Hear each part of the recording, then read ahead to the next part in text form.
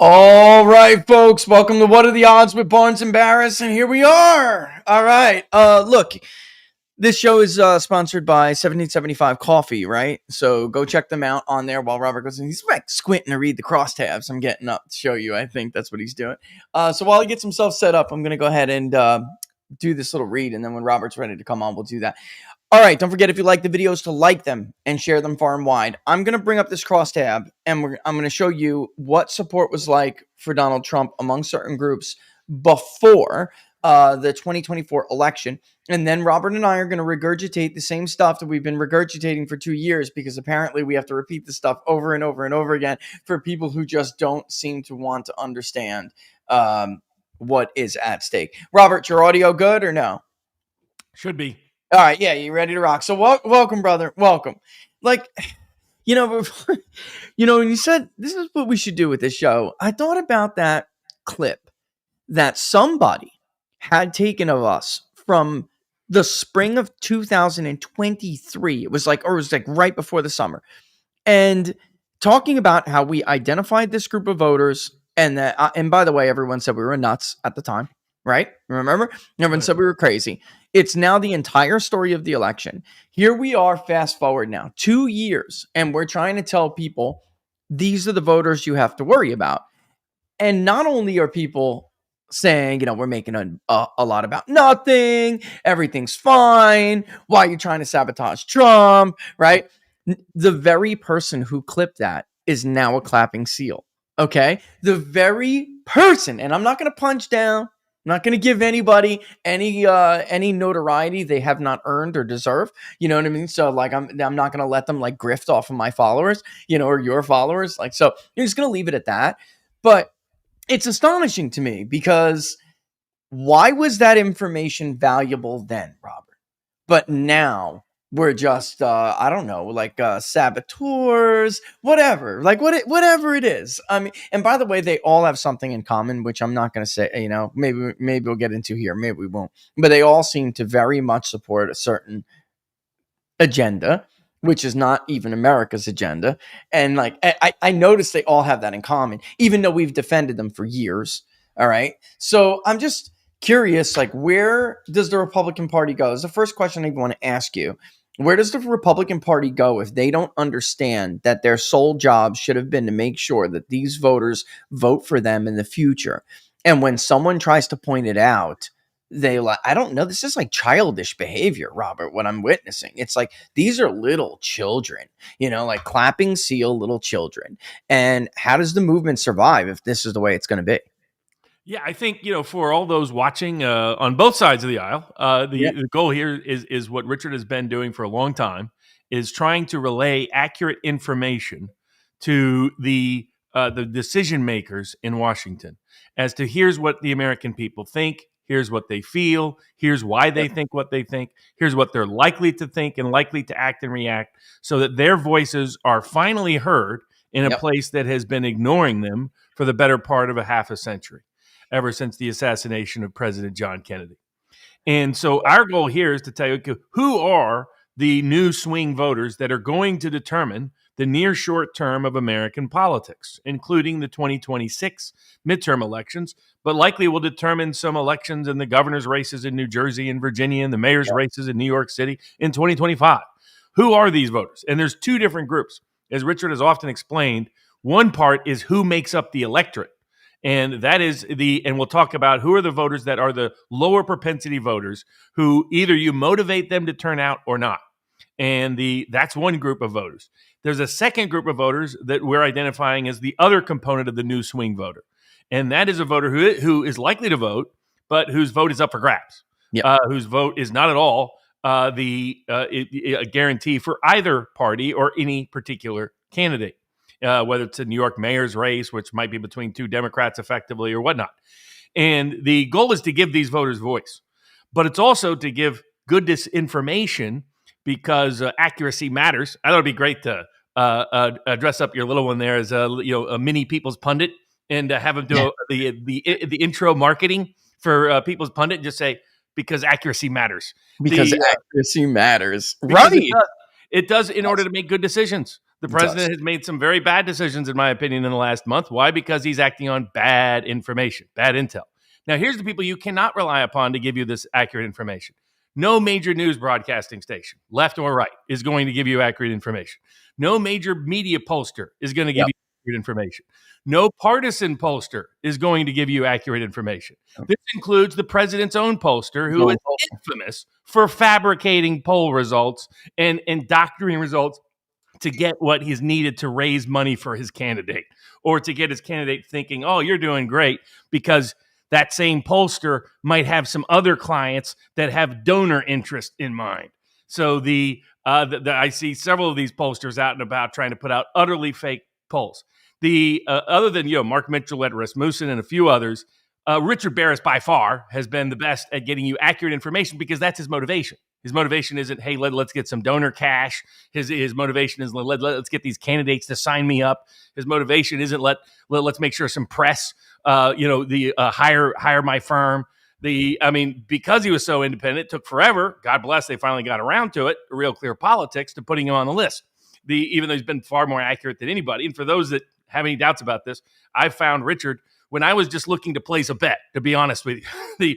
I wasn't trying to cheer for one candidate or the other. I wanted accurate information so I could make money in the political betting markets. And that's part of what also we're going to do here. That's what the sportspicks.locals.com references for. We're going to continue to encourage you to support the public polling project, because the only thing that makes this possible is you can't be dependent on secret sugar daddies. Yeah. That contaminates your getting accuracy in your information. You need no contamination in the motivation to get accuracy in the information. And so by supporting the public polling project, it's transparent and it's supported by you, crowdsourced by the people, so that you can get not only accurate information yourself, but as important, you can make sure important beliefs about the American people are relayed to the key decision makers. We've had more success than anybody else predicting elections for the last, frankly, in the history of American politics. I challenge anybody to find anybody else better than us over the last decade of doing this. But Robert, Rich said there was going to be a red wave, right? Like, if you have to distort my record on one cycle when I have been a public figure for over a decade, you're a sad person. All right. First of all, I never sat there and chair-led, Robert, and said they're going to win all these. That was the most likely outcome, but there was always those caveats that, look, they don't have a ground game. Kevin McCarthy is also trying actively to sabotage MAGA candidates. I mean, so the generic, of course. Which he did. The generic ballot was flawless. My generic ballot was flawless, including a very important point, which I want to bring up and get you to respond to, because people aren't getting this. And you get it because you said it first. The share of the electorate matters more than people understand. I don't think their brains are like, it's because it's not even their fault. It's because of how media covers politics. They don't get enough into the minutia of why or you win or lose elections. And, that's what inside the numbers and what are the odds, all of it is supposed to be about. So you have a greater comprehension, a greater understanding of what's going on and how you win, how you lose. And in the generic ballot back in 22, one thing that was a big deal that we nailed that nobody else did was that they were going to do better with college educated voters. Actually, in fact, they were going to do better with those who have a 4-year degree and higher. And they did. Guess what? They were going to do marginally better even with those who have no college degree. And guess what? They did. The problem is that they weren't bringing out enough of them, and they were going to fall shy in all the places that matter. And that happened, right? So to go out there and find like a Herschel Walker +1 when Warnock won by less than a point is still a good poll. I mean, it's like, again, it's like the saddest thing in the world when you have to try to go out and find something like that to distort. And I tried to bring this up on Friday a little bit more. We should get in more detail today about this because, again, the difference between them and Trump, Robert, is that, and Pew Research says it in their voter validated survey, they completely validated everything we had said, which is, look, it's not really that he did better with these groups than Republicans. It's that he turned out different people, and these different people changed the margin. That's truly what changed the margin. Yeah, there were some mind changers and some weird phenomena, which I think is important. Our predictions from even 2 years ago, they all were like 1980s babies. Me, like, and there was a very small window generationally of actual persuadable mind changers, or I forget what Pew calls them, but people who actually voted Democratic before, but then came out to vote for Trump. Defectors, that's what Pew calls them, defectors. So there were defectors, but that's not what drove the lion's share of that. What drove it was that Trump brought out these people. They voted sometimes for the first time ever, and they're like 40 years old, but a lot of them, many of them, too many of them, left the ballot below blank. And they were just because there are undervotes everywhere. You can see undervotes and overvotes depending on what race you're looking at. And Mike Rogers suffered from this in Michigan. He lost because of that in Michigan. Even with the fake MAGA candidate on the ballot, Eric Hovda probably would have won if Eric Hovda would have done as well. You could see it, by the way, just to go back to Michigan real quick. Mike Rogers won the Hispanic vote, but he won them by single digits, mid-single digit. Trump won them by double digits. All right. So they already had a catastrophe going into this midterm. And the catastrophe was you're now the low propensity party. And if you don't get these voters out, that must be your number one job. If you don't get them out, you're going to lose regardless. It's not, because it's not like it's the same reason that Republicans, they won in 10 and 14, but not because the country was giving them some big affirmation about their party. They were the low propensity party. They benefited from lower turnout. So, I mean, what is so hard about this, Robert? That I'm not. To me, this isn't complicated. Why can't this sink in their mind? Like, I think it's two things that are the major hindrances to accurate information. So, like at sportspicks.locals.com, where we have had a lot of success going to that. I mean, Richard's polling has been the most accurate going on a decade. I can say that as someone who's relied upon it for making successful investments. I have been more covered as a successful political bettor than any person pretty much in the world. I had lunch with somebody on Saturday, and they brought you up. They're a huge fan, and it was telling the other gentleman there, like if you bet with Robert Barnes over the last, 10 years, you'd have made a fortune. I did. Like, so he's been following for a long time. He made a lot of money. I didn't even know it. I had a work lunch on Saturday, and they were like, it was fun. It was a lot of fun actually. But they brought you up and went through your record. They were like, man, I made money on this. I made money on, and he was mad that he didn't take your Trump for all Rust Belt states, like, because you and I had pushed this, that he's not going to win Pennsylvania and not win Michigan and not win Wisconsin. Like, that's not going to happen.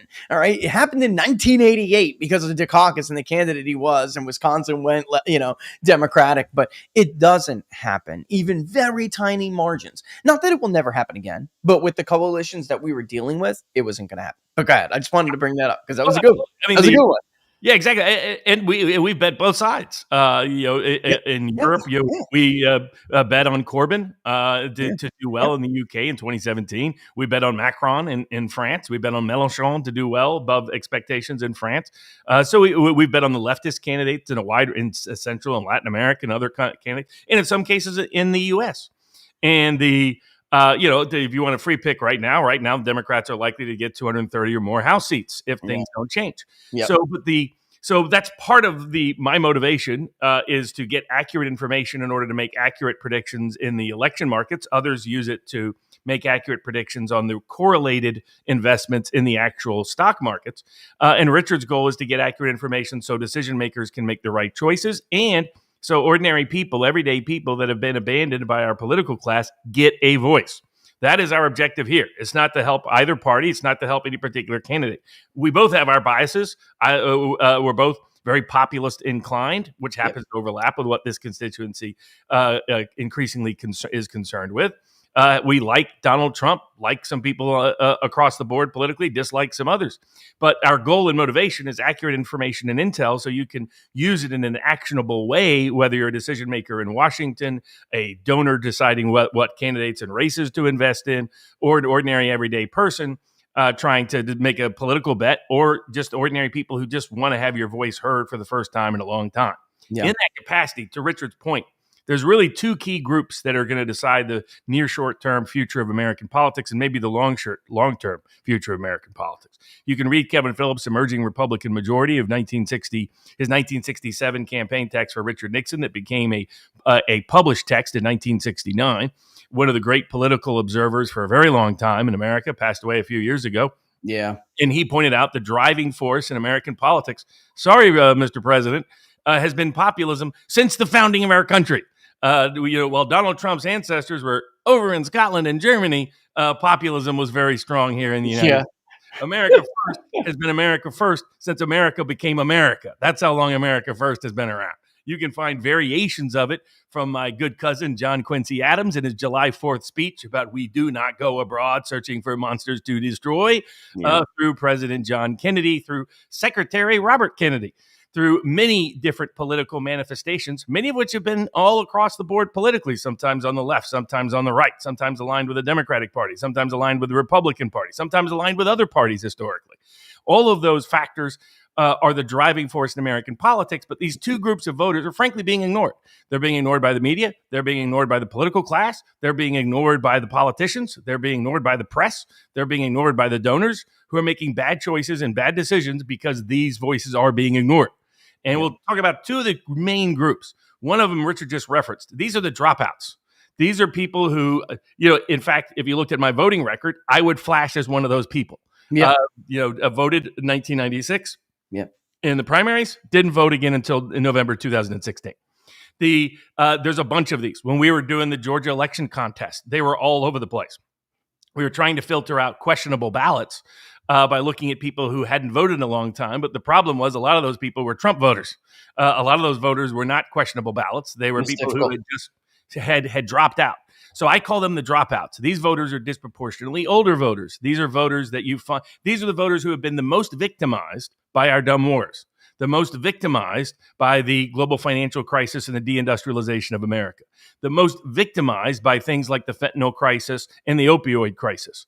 They disproportionately reside in what used to be the Democratic heartland, the reverse L of Appalachia, going from eastern Oklahoma all the way through western North Carolina up to the what they used to call Black Country in western Pennsylvania.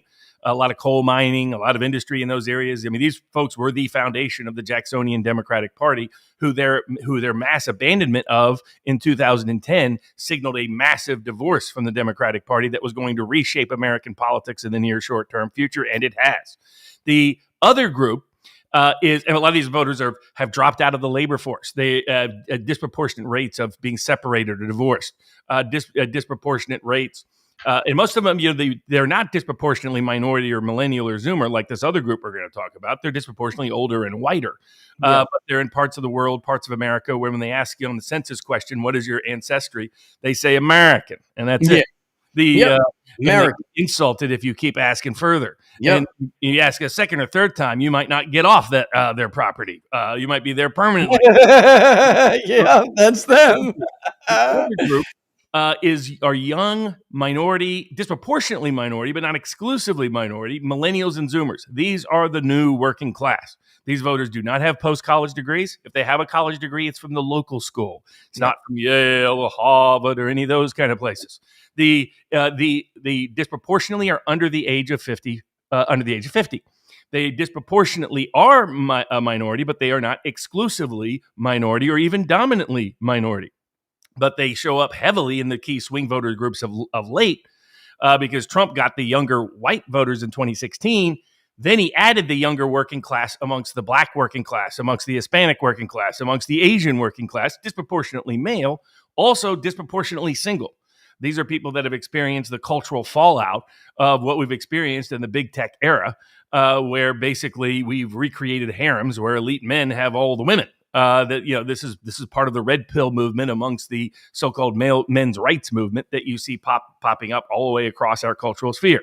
They are economically, they are disenchanted. Many of these voters were hopeful about Barack Obama. Hope 2008. Hope and change. Hope and change. They realized what a fake, phony fraud he was. And if Richard and I had this show then, we would have been warning Obama supporters that his abandonment of this voter group is not going to work out well.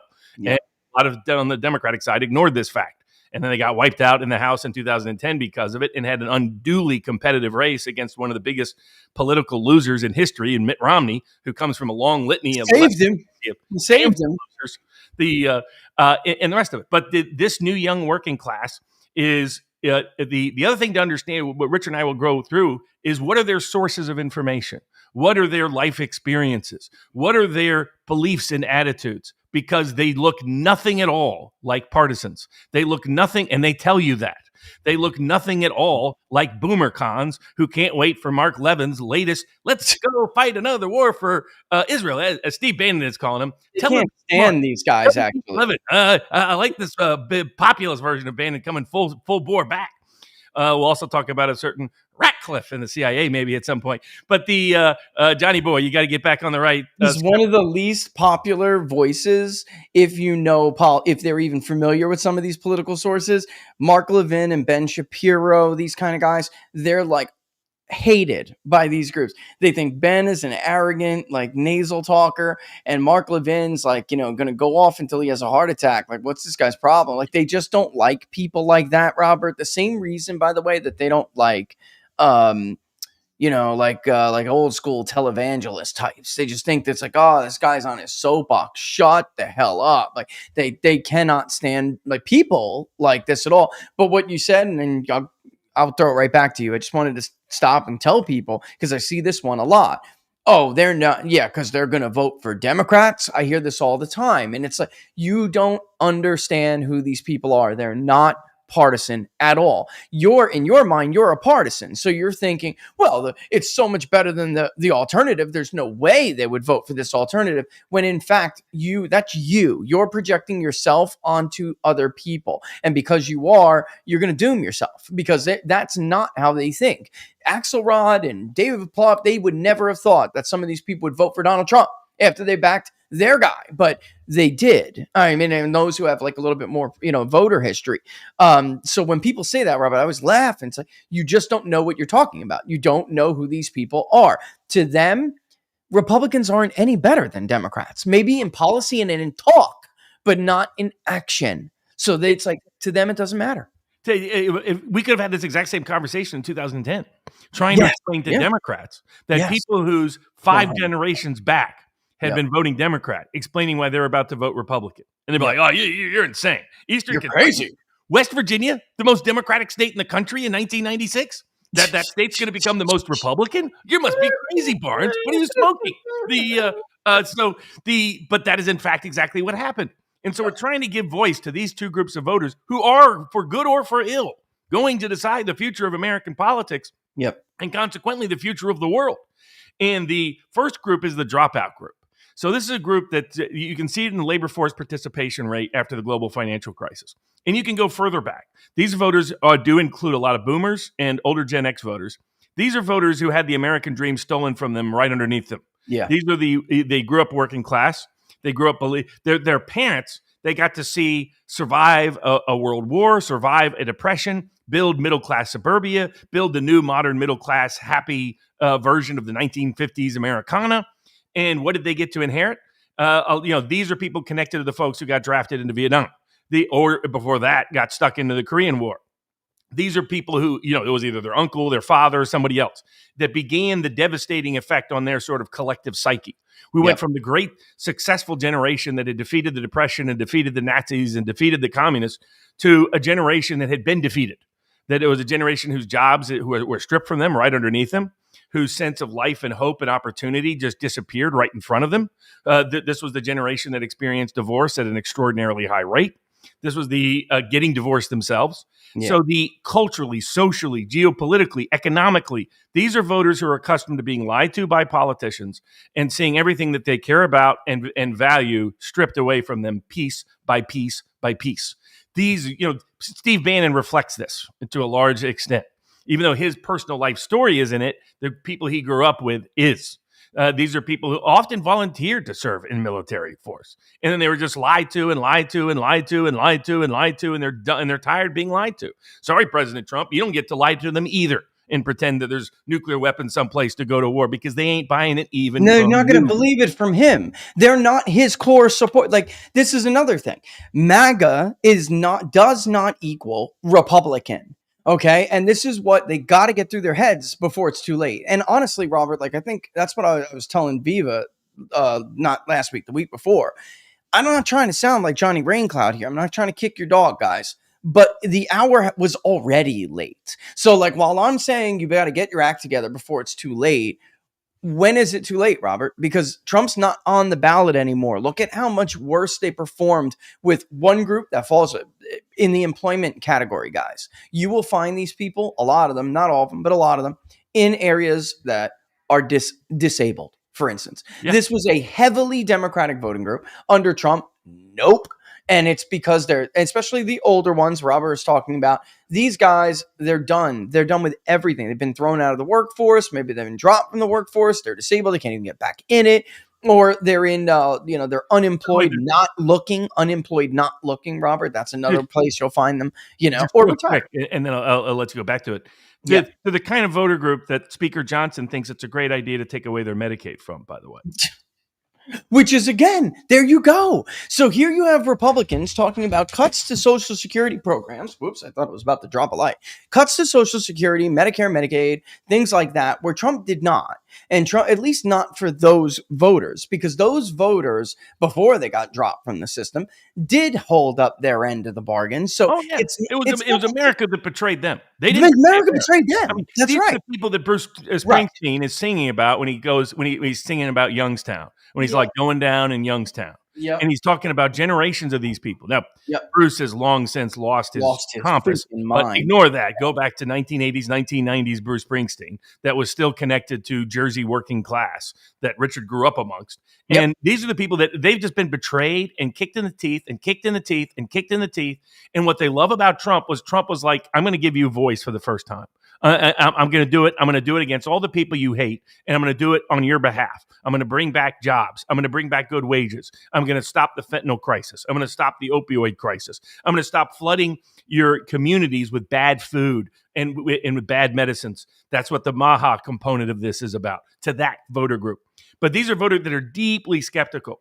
And they are quick to assume that the politicians betrayed them once again, betrayed them one more time.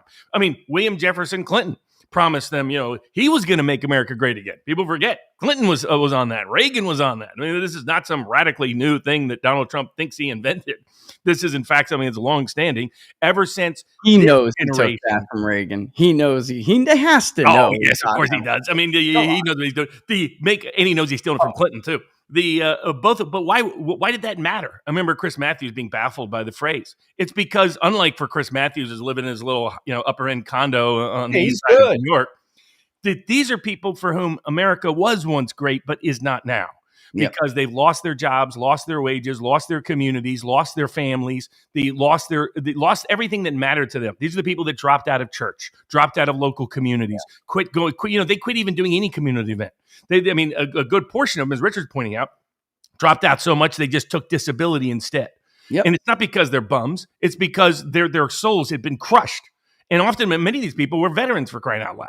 So these people fought a lot, have fought and bled for us in ways Mark Levin can't imagine doing, because he never has got off his fat ass to do it. So these are some of the deepest, best Americans we have, and they've been betrayed.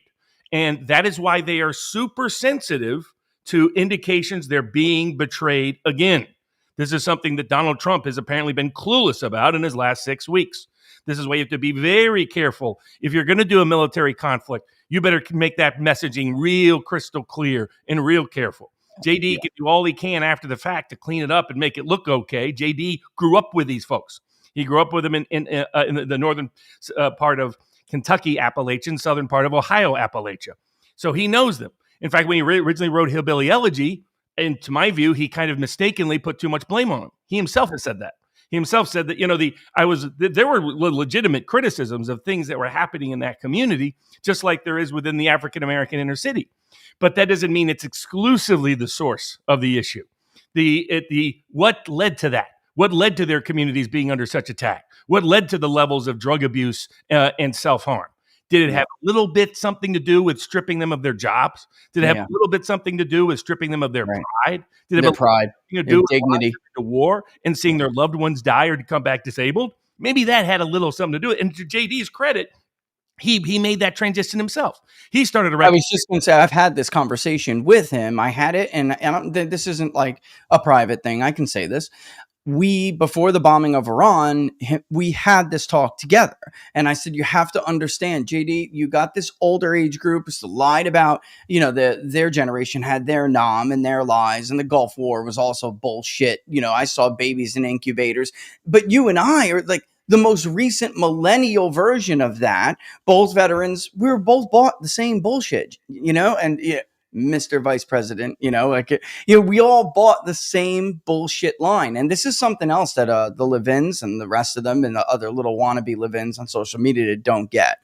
The MAGA veterans are the most anti-war. All right. So this concept like, oh yeah, they're going to love this. No, they're not. They're immediately going to go, bullshit. Immediately. They got a nuclear weapon. Bullshit. They got ICBMs. Bullshit, because they know in fact, folks, think about this. Maybe you're young and you just don't know, but they have lied about every single conflict we have been in going back to the world wars. They even lied about the Lusitania, for crying out loud. If you're old enough to remember the Vietnam, the Gulf of Tonkin, right? And if you're old enough to remember those lies, and then it steamrolls all the way into Iraq and everything, you don't know a single instance where you can point to your government and say, they told us the truth about that conflict. Never. It's never been the case. So for them, you're the idiot if you believe them. And that's true even of Trump. And this is what you guys don't understand, because Trump is just getting information from the same people who lied to every other president. So like Ari is out there. I mean, unbelievable to this very day, saying it wasn't a lie. It was just bad information. It's still a lie. Even if we believed Ari, it's still a lie, Robert, because ultimately the information was intentionally deceptive. So it doesn't matter whether Bush knew it or not. It was a lie to the public, period. And so their instinct is to immediately just believe it's a lie. And the same way with the social safety nets. I just want to point that out real quick, and I'll throw it back.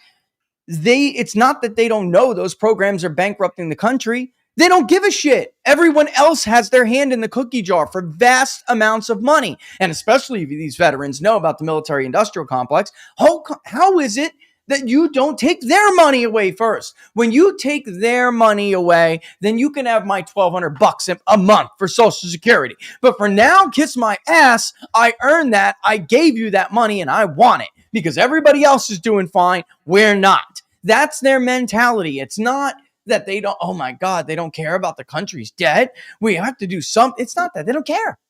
You were promised something. The country betrayed them on everything else. By God, they're going to get that $1,200. You know what I mean? Like, that's it.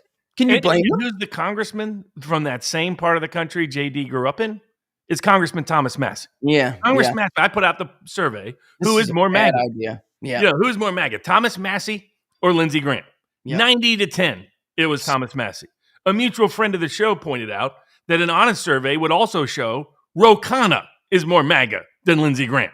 That's the reality of where it's, and yet Trump is obsequiously kissing up to Lindsey Graham, who is despised by core MAGA, while demeaning, disparaging, spending millions of dollars going against one of the most MAGA congressmen on these kind of issues in the House of Representatives, representing a constituency in Eastern Kentucky that, again, historically, ancestrally, way back, a lot of these, to the degree they were Republican, they were populist Republicans. Who was the only congressman to stand up and refuse to vote yes on the Gulf of Tonkin resolution? Yeah. That other lie that led to the Vietnam War? It was a congressman from Eastern Kentucky, a Republican congressman from Eastern Kentucky. That's the culture.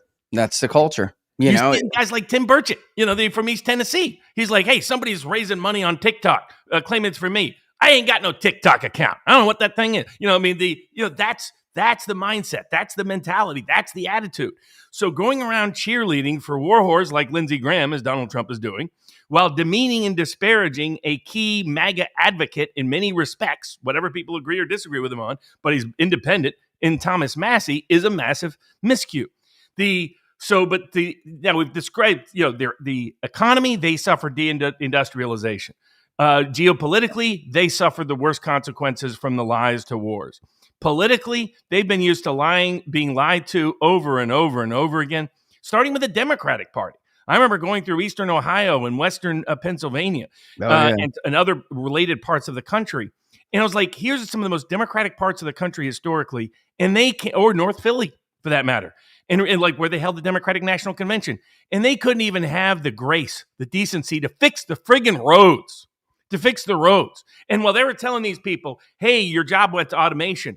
Well, why do I see empty factories everywhere? Why do I see broken windows everywhere? Why do I see broken communities everywhere? And then, not to mention what's happened culturally and socially. In the family court system that has stripped men to such a degree that they think marriage is a trap and is a bad idea. I mean, you have that whole social, cultural phenomenon going on, all the horrible things that tech was doing to people. This is when we went from getting food from your local farmer to getting food from some big corporate industrialized chemical factory someplace. All of these things were coming together. This is when Big Pharma took over, said, you have a problem, we got a pill for you. That's what they did. They did Mother's Little Helpers. They expanded them out of the silk stocking neighborhoods for just like rich white women to get on with their miserable lives they can't stand. That's what it started as. Instead, they took that was their clientele for years, Robert, and they took it and they expanded it to every the Ohio River Valley and the Appalachia, everywhere they hollowed out and stripped people of their integrity and their dignity and their hopes and dreams. And instead they said, you know what though? Shut up and take this, and by the way, they did. And that led to an entire generation hooked on, synthetic opiates. I mean, it's just unbelievable, which by the way, went along beautifully with their shit trade agreements that allowed drugs to pour across. Because folks, if you don't know, like the best thing that ever happened to the Mexican cartels was NAFTA. Okay. And that was nobody was more supportive of the NAFTA, WTO era and now beyond agreements than the Mexican cartels, who had seized power from the Colombians at that point in time and had everything. Yeah, it was a gold mine, Robert. It was a gold mine. Certain agencies here in the U.S. I mean, the reason why the crack coke epidemic exploded politically with Gary Webb stories in the mid-'80s is the same reason fentanyl and opioid broke as a major story in the mid-2000s, the early part of the 2000s in Appalachia. It's because it was the same story. The U.S. government being directly complicit in turning America's working class and the working class that's stripped of its jobs, its pride, its honor, its respect, its communities, turn them into drug addicts. That was their way to say, here's your solution for you. Yeah, we stole your job. Yeah, your uncle's disabled. Yeah, your grandfather got murdered for a bogus war. But hey, your wages are gone and your community's disappearing and your ability to protect your own kids and a relationship is also diminished. Here's a drug to solve your problem, whether it was Big Pharma, directly or indirectly. And that's what's happened to these groups. Now, the second group. They did it to the veterans too, by the way, who came back from all these wars that were justified by lies. By the way, I'm one of them. Sorry, we didn't expect you guys to survive at such a high rate. We can't fix you, for our bullshit lies that got us into this war. Take these pills, shut up. And then, that was a massive problem. It's obviously there's been a lot of work done. It's getting better on that end, but it's not anywhere near where it should be or needs to be. And they just don't care. I mean, in fact, Robert, notice the vet suicide rate as we did start to address the pill mill, the VA being turned into a pill mill, right? So, they don't have their higher suicide rate amongst this group, this cohort of men in the 40 to 60 category of working class backgrounds. Yeah. And Russia did at the peak of its complete fallout in the late 1990s. Yeah. I mean, it's one of the worst we've seen on record. Now let's get to this. So that's the attitudinal experience and demographic profile of the older of the voters. If you do non-college college, and I'll share this because they disproportionately will show up as unemployed, not working. They'll show up with people. They'll show up as separated or divorced. They'll show up as non-college educated for that older cohort. Because college has changed what's working, what's happening with younger voters, which we'll get into.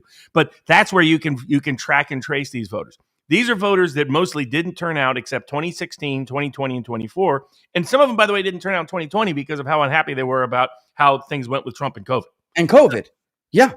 So, Yeah. I mean, just FYI, like some people were confused. Barnes, well, why are you describing voters that voted in 2016 and 2024 but skipped 2020? This is why. It's in the Pew data. There were people who skipped 2020 who showed up in 2024. This is who they were because they came back hoping Trump was legit, especially because he had aligned with the Maha aspects in Kennedy and Tulsi Gabbard at fixing the drug epidemic, the pharmaceutical problem, fixing the food problem, so I can actually have healthy food for once. I mean, also understated about Robert Kennedy, he, as a person who experienced drug addiction, has a whole alternative program for dealing with drug addicts. He often says one of the first parts of it is reinvigorating religious belief in the country amongst people who, the reason why they don't go to church, these are the unchurched evangelicals. Which is huge, but anyway, in any NA or AA program, there is a religious component, spiritual component. You cannot do it without God. So it's a massive problem. I mean, secular trends are devastating to these issues because you need. Yeah, it was the church that failed him. It was the churches I grew up in that failed him. It was the Catholic Church that failed him. Instead, the Catholic Church was busy making sure the priest had access to your kid. I mean, that was Jimmy Swaggart was banging every intern. Like, he just passed away. I don't mean to speak ill about the dead, but Jimmy Swaggart, Gallup has data on this, folks, by the way. Jimmy Swaggart was a huge blow to the Protestant church and evangelicalism in this country because it made people feel, and by the way, the Catholics had their own with the Catholic Church scandal, that those two things combined absolutely destroyed the church. And if you're a Christian and you know what I'm saying when I say the church, it doesn't even get into the professional managerial class co-opting this institution, which you can read about in the story of the white working class in Baltimore that was described by a sociologist and a historian who goes into how the church also betrayed the local working class community. The unions betrayed them because they got taken over by professional sector people who did not care about the actual labor benefits and interest of the working class members they were supposed to represent. The Democratic Party betrayed them because it turned into a professional managerial class party that no longer was providing jobs and benefits at key times. Hey, something happens, your grandma gets sick. The old Democratic Party in the Tammany Hall days made sure that she had coal to warm the house when she got home. I mean, made sure she had a wheelchair out on her front porch if she needed it. Those kind of, all of a sudden that disappeared. They were more worried about getting some mid-level, mid-tier, Vassar grad with sociology having a government contract instead. The Democratic Party just massively shifted in this respect. And so the working class is just betrayed by every living institution around them. That's the dropout. Everything. Everybody lied to them and betrayed them. The people they most trusted betrayed them. Now we go to the second group, and that's the new young working class that Richard and I have been screaming about for 2-3 years. Which you can see in that crosstab, folks, that I just put in the comment sections. I mean, I broke it down by age detail and education by race. Like I did 2 separate ones for them, Robert. So you can, and then I'm going to do the same thing and show them now what Trump's approval is and where the generic ballot is, so they can compare. I mean, it's devastating, Robert. It is. These are voters that are under the age of 50. They're young Gen X, millennials, or Zoomers. Some of these attitudes are strongest amongst the youngest and newest voter groups, like the Zoomers. They're disproportionately male. But they're not exclusively male. They cross lines of race, region, and religion. You can find these attitudes in young evangelicals and young non-evangelicals. You can find these amongst the younger working class. You can find them amongst a white worker in Macomb County, and you can find them almost identical belief structure of a Mexican American in Phoenix or the border of Texas. I mean, people keep forgetting the number one swing area, the biggest swing in the last century of American politics has occurred under Trump in the Mexican border counties. Border counties. You're talking about counties that voted 90-10 for Obama, that voted 55-45 or 60-40 for Trump in some precincts. You almost never see that massive shift in such a tight time period. And they have more in common with your blue-collar voter in Macomb or even your older dropout voter in Appalachia than they do the Mark Levins in Northern Virginia. And so once you understand, they identify, like the older dropout voters, They do not identify as Democratic or Republican partisans. For the most part, they Oh, identify hell as no. independent. And they usually, like Richard really does a good job of classifying this.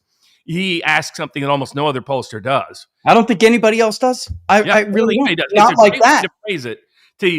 There used to be some older polling data I used to track, and the way it would ask this question is just, do you feel like on ideology, they would say conservative, liberal, moderate, or do you think none of these things really describe you? Yep. And they would show up there. Or they would show up in, like this showed up early in Trump 2016 polling. Do you think people in Washington care about people like you? Yeah. These are the voters that overwhelmingly would scream no. But in Richard's data, they'll say, I am independent. Do you lean towards, I call them the unaligned. Remember the unaligned Yep. movement during the Cold War? People didn't want to be part of, didn't get caught and trapped in either side of that. Well, these are the unaligned politically. They're independent voters. You ask them, do you align with the Democratic Party? Nope. Do you align with the Republican Party? Nope.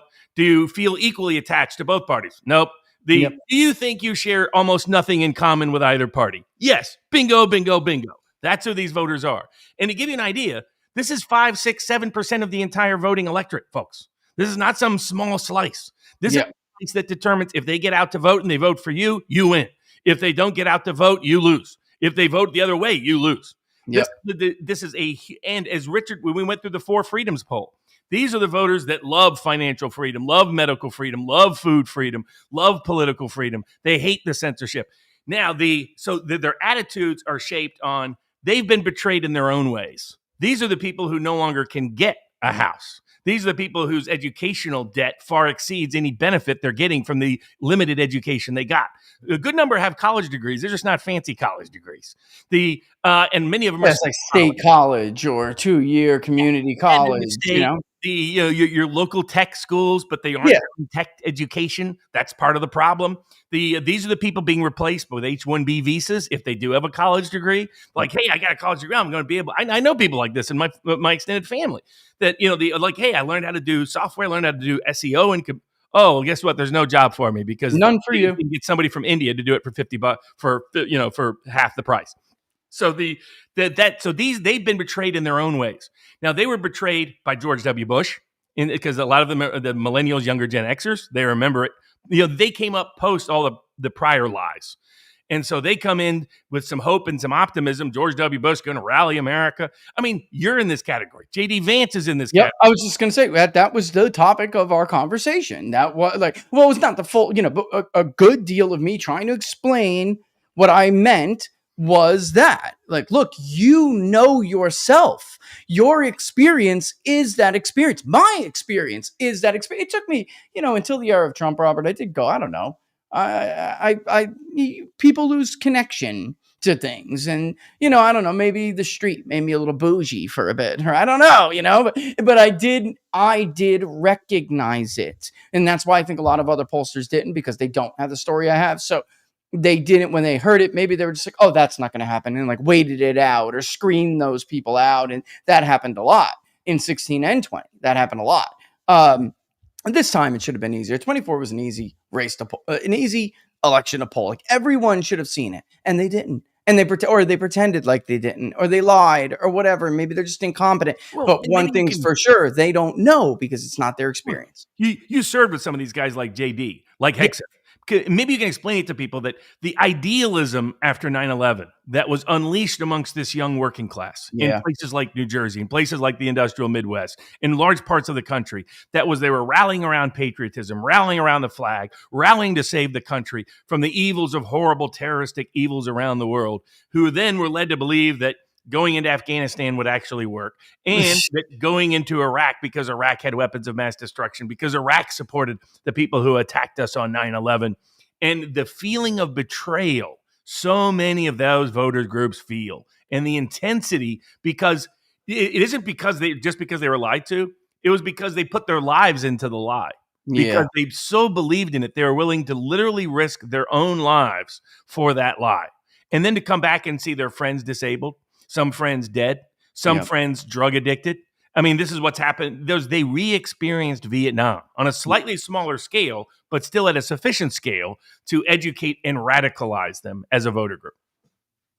Yeah, I'm gonna actually too. What I'm doing now, like I said, is comparing and showing people what I just gave you. I'm gonna give you for the latest poll that we just did, and look at his support in either of the ballot scenarios among these groups we're talking about, and particularly look at the difference too between the 18 and 24 and 25 to 29, because some of these guys are children of the stories of these people. So, right, some of these, so they watch their mother and father get lied to. Right. They watch them get screwed. The COVID thing was huge in their minds. They missed out on their graduations, and they, right, Robert? I mean, maybe it ripped a scholarship away from them or something. You know, I mean, they have their own. Else, 3 seminal events shaped them. Part of us growing up in the shadows of the betrayal of their parents, which showed up in high divorce rates, high single parentage rates, high drug addiction rates, all the problems that stemmed from deindustrialization and the lies of the wars that trapped that population.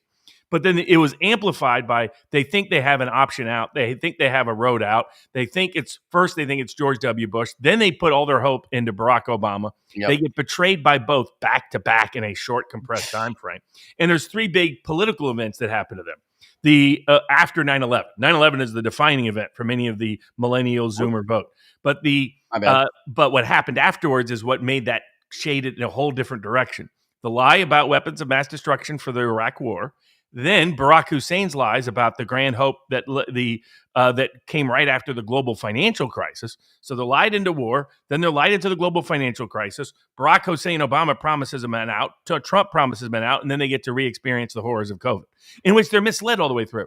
Hey, don't worry, you can stay at home. We're going to send you stimmy checks. Don't worry, you don't have to pay your rent anymore. Don't worry, you don't have to pay your student loan debt anymore. Richard and I explained this in 2020. It was why it led to a surge in Democratic support in certain key urban areas. These people thought they had a green ticket for the rest. They're like, well, at least I can stay at home, play games, pretend I'm an investor in Robinhood, and I don't have to worry about paying rent or debt, and I get free checks from the government every other week.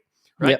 Yep. As we told them, they're going to be really disappointed when all the gravy train comes to an end. And they were, and they felt betrayed. Richard and I started covering it in live time in 2022, early 2023.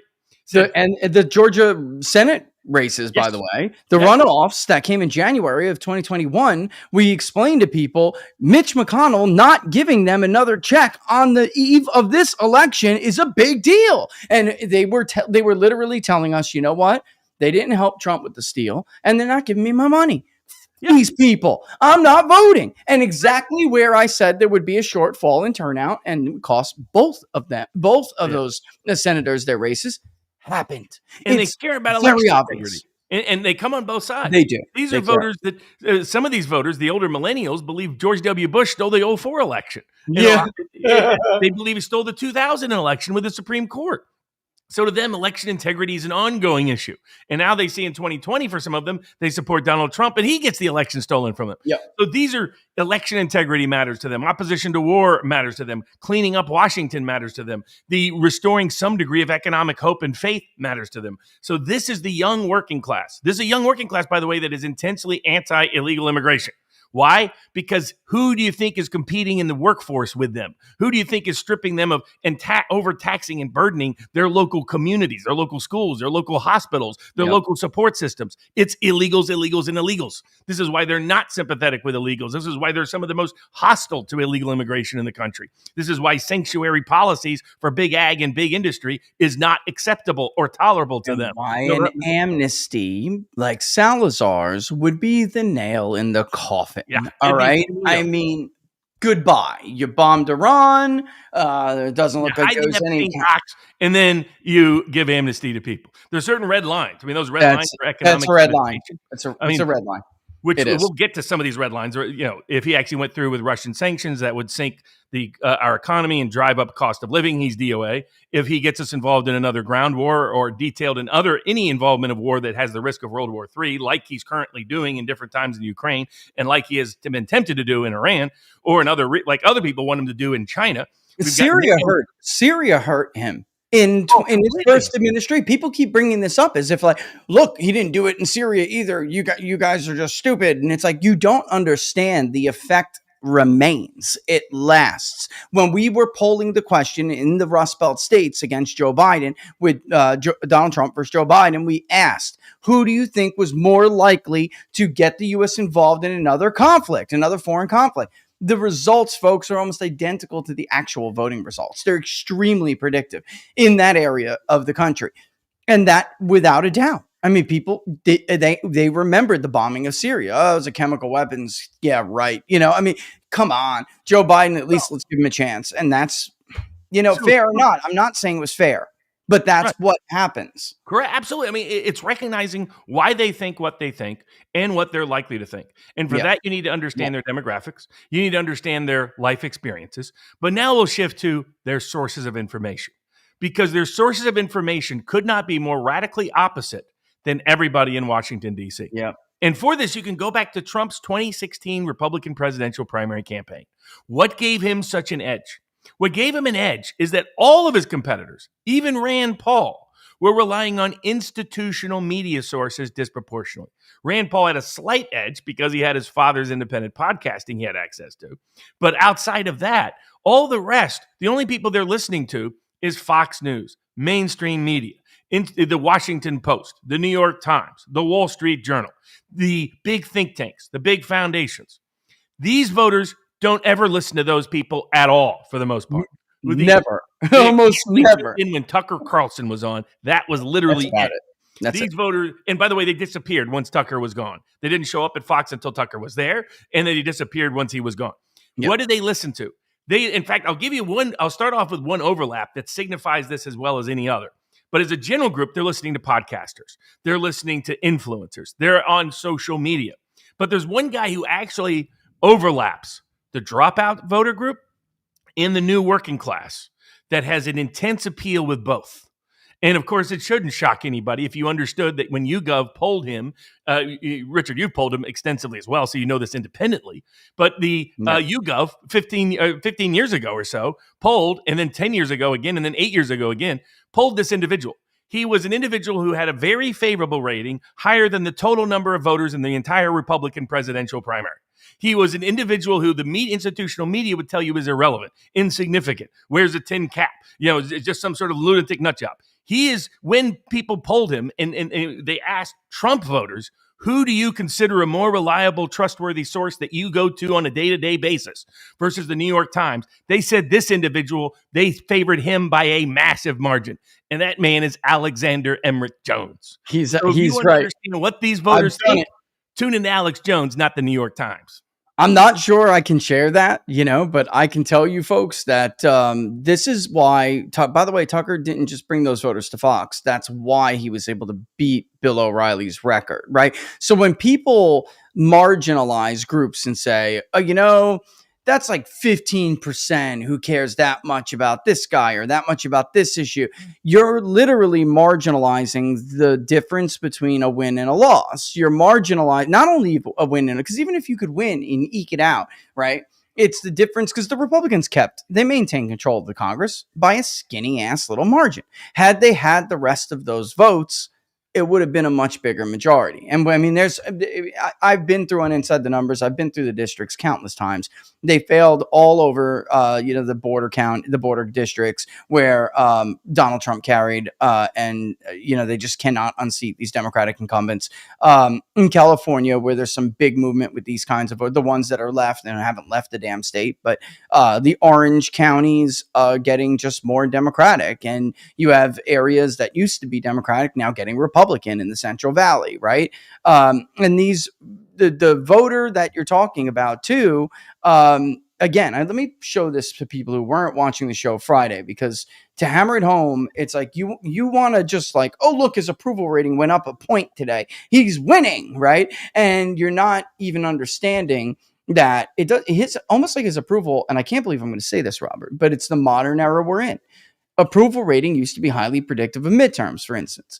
It wasn't at all in 22. In fact, Republicans lost the voter who said, I somewhat disapprove of Joe Biden. Democrats still carried that voting group because these people that Robert's talking about, they go back and forth. And until he comes back, and his camera's doing, this is what I showed to people Friday, and I think they really need to see this. Hopefully Robert can still hear me. This is how Trump did with these college versus non-college. You can even see that some college there. And folks, if you didn't see the new poll that just came out last week, when you do, go through the some college and compare the support Republicans had, true of both Trump and Republicans, compare the support that they had with the some college group versus what they have now. I mean, this is that group, a big part of those who do have some form of an education. Robert said before, he's right. They didn't go to some big fancy college, right? A big part of that is in the some college, right? So if they have it, right? And you can see Trump, he walloped there. And then if you look at the 59 to 39 high school or less, real quick, I'm just going to overlap that just so we can look at that. Like, it's identical to how Republicans performed with this group in 2022. If you look at the some college, by the way, 54 to 4. Trump did 54 to 45, right? College educated was actually one of the things that we pointed out a bunch of times. Trump was going to do better with college educated voters. If it was college grad, which in Pew means 4 years or 4-year degree, which is how we mark it on our poll, it's 51 to 46 Harris. So he barely lost them. Post grad, he lost 65 to 33, but it still was a modest improvement. If you look at how Republicans did, almost identical, 51 to 48 among the those who have a 4-year degree, and again 61-37 with those who have a post grad. The difference is this group of these two groups really that we're trying to tell you guys about. These two groups of voters came out and voted in 24 for Trump, and again, many of them left below blank. They just did, or which I know is unthinkable to everybody, Robert, they voted for the Democrat. John Duarte either had spots blank in California 13, and I know because I inspect some of those ballots, they were blank, or they said Donald Trump, Adam Gray, Mark Molinaro's district in New York. I can't even tell you how many I saw. Donald Trump, Democratic candidate, or blank. Right. And I even told people this when my wife and I went to her cousin's wedding it was 2 months before the election. I said there, and I told you this when I was there. I'm like, Robert, I'm up here, man. And this is a Democratic area. There are Trump signs everywhere, but it's like a Trump sign next to a Democratic congressman. This is real. This is going to happen. They're in trouble. They're going to have a problem. And it's because even with Trump on the ballot, these voters aren't strictly partisan like that. And even some of them who are, they're not partisan Republicans. They may actually be partisan Democrats, which Mark Mitchell from Rasmussen, he's trying to get people to hear exactly what we're saying, right? Which is, you don't realize how many Democrats really voted for Donald Trump, and you need to convert them to Republicans because you cannot win without them. You can't. So like at some point you have to acknowledge it in order to be able to fix it. And people don't even want to acknowledge it. It's insane. And the first thing you have to do same margin, Robert. Same margin, but I just wanted to repeat that. Same margin as 22. Yet Republicans lost and Trump won. Same margin in 24. The difference is Donald Trump got more of those people to vote for him. Right. And Republicans they have no coalition without him. And most significantly, as Richard and I have been trying to explain for a long time, they voted for him because of his message. They didn't vote for him because they think he's the greatest human being on the planet. I know sometimes Trump thinks that. God bless him.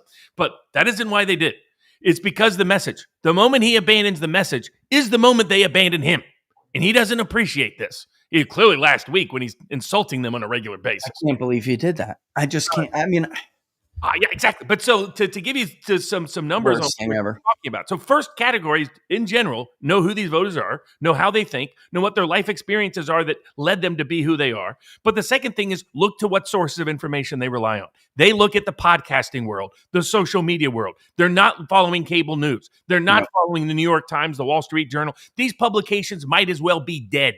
They might as well be toilet paper for these people. In my opinion, they probably are toilet paper anyway. Probably are, Robert. In general. Some of them don't. I didn't go to Walmart today. Hand me that When I was Star doing this for Ledger. betting purposes, just looking at who I thought was going to win, I ignore the institutional media because they do not matter. They will mislead you. The only utility of the Nate Silvers of the world was how they would mislead people to make dumb bets in the political betting markets that I could make money betting against what Nate Silver was wrongly telling them. Other than that, they're useless. What you should do is follow podcasters, follow local talk radio, follow social media influencers. That's the zeitgeist. We were talking about Trump. How did Trump have an edge over 16 Republican candidates stacked with a He bunch went on of Alex Jones. He went on different programs. He went on the Don Smith show. He went. I mean, Roger Stone writing him up a daily report. Tell me what's the hottest news and information on Alex Jones, Michael Savage, back when Laura Ingraham was a little more like Laura Ingraham, God bless her. But tell me about talk radio, and including Gateway Pundit. He was following, remember, Charles Johnson back in the day, the news and all of that. So Melania loved him. Daily diet of information. That's how Trump went from soft on immigration, if you listen to some of his interviews right after November 2012, where he was actually embracing some of the amnesty solution nonsense, to all of a sudden, I'm going to build a wall. I mean, that's how he drastically shifted, because this was the report he was daily getting. Now he's getting bogus reports inside from swampy Susie Wiles and some others in the White House. Now, you're not going to hear a lot of other people criticize Swampy. No, they're afraid. They're afraid. They don't want to get cut off. They don't care. They don't want access. I'm already on all the wrong lists, so I don't care. I'm probably going to get Baris and Viva. One of them we're both on. Why haven't they done anything about it? Correct. One of them we were both on this list shared between the government and these private entities monitoring social media to censor people. Like, what the hell? Nobody has been held account to that, Robert. And by the way, so let me, because I thought of this over the weekend. All right, to explain to you why Donald Trump's message mattered to these people, because you think about, what do they watch? Are they obsessed with news? No, right? And somebody was watching, and which got me to start watching repeats of Game of Thrones, right? And one of my family member is one of these voters, okay? And we were talking about it. And he was like, he said something, and of course I knew it, but it was a great way to make this hook so people could understand. Trump's out there going, build a great big beautiful wall. We're going to keep out illegals. Media is saying, and all their experts are saying, walls don't work. That's so stupid. That can't be done, right? And here's my family member, this low propensity voter, loves Game of Thrones. So we're watching repeats of Game of Thrones, and he's like, walls don't work. Tell that to the black. Tell that to Jon Snow. Walls don't work. What the hell are they going to do when the White Walkers come, right? And it's like, because this is how they make these connections. You're not watching the expert on CNN or Fox News tell them why walls don't work, all right? They're just not. So Trump speaks with that message and in that language, or at least he does when he's a candidate, all right? So, like, that is the reason they gravitate to him, because he doesn't speak that political speak. And it doesn't matter if you're a Republican or you're a Democrat. For these voters, if you're talking in that language, they don't like you anyway. End of story. Like, they don't like it. So this concept, again, this argument, which I see every day, multiple times a day. Oh, they're not going to vote Democrat. Democrats have lost their minds, right? Well, first of all, they may. Some of them may, as Robert and I have just, shown ad nauseum. Like, it was humiliating when Al Gore lost Tennessee to George Bush, folks. Ro Khanna style democratic populism. They reinvigorate democratic populism. They can absolutely reach these voters. Absolutely. 100%. And JD, I would argue this. JD was a fantastic candidate for the state of Ohio.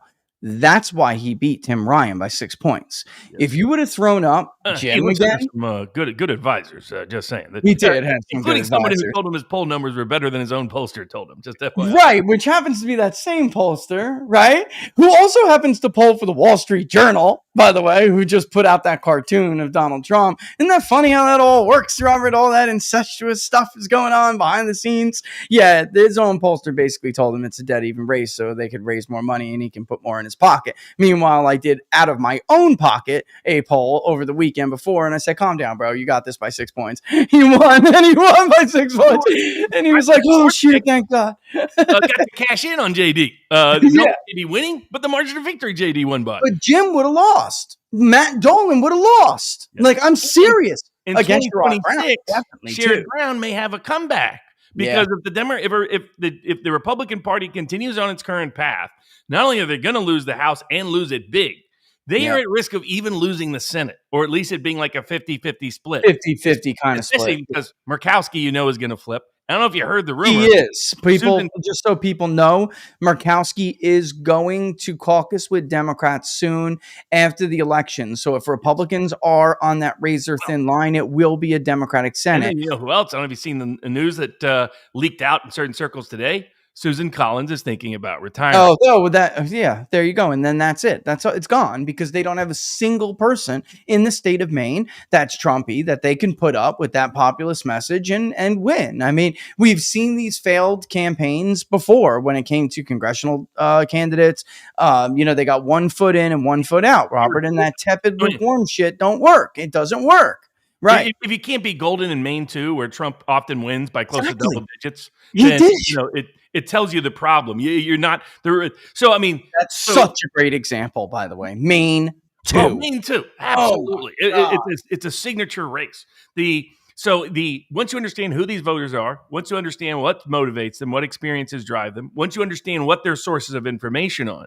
For example, this is why a bunch of people were confused. I mean, God bless Mike Davis, but he's a bit of a boomer con, on some stuff. A little bit. I love Mike. He's and I like Mike. He does a lot of great work. Yeah, he does. He's those corrupt judges that are thinking about trying to stop Alina Habba from being a U.S. attorney there in New Jersey and saying they should be impeached. I agree with him.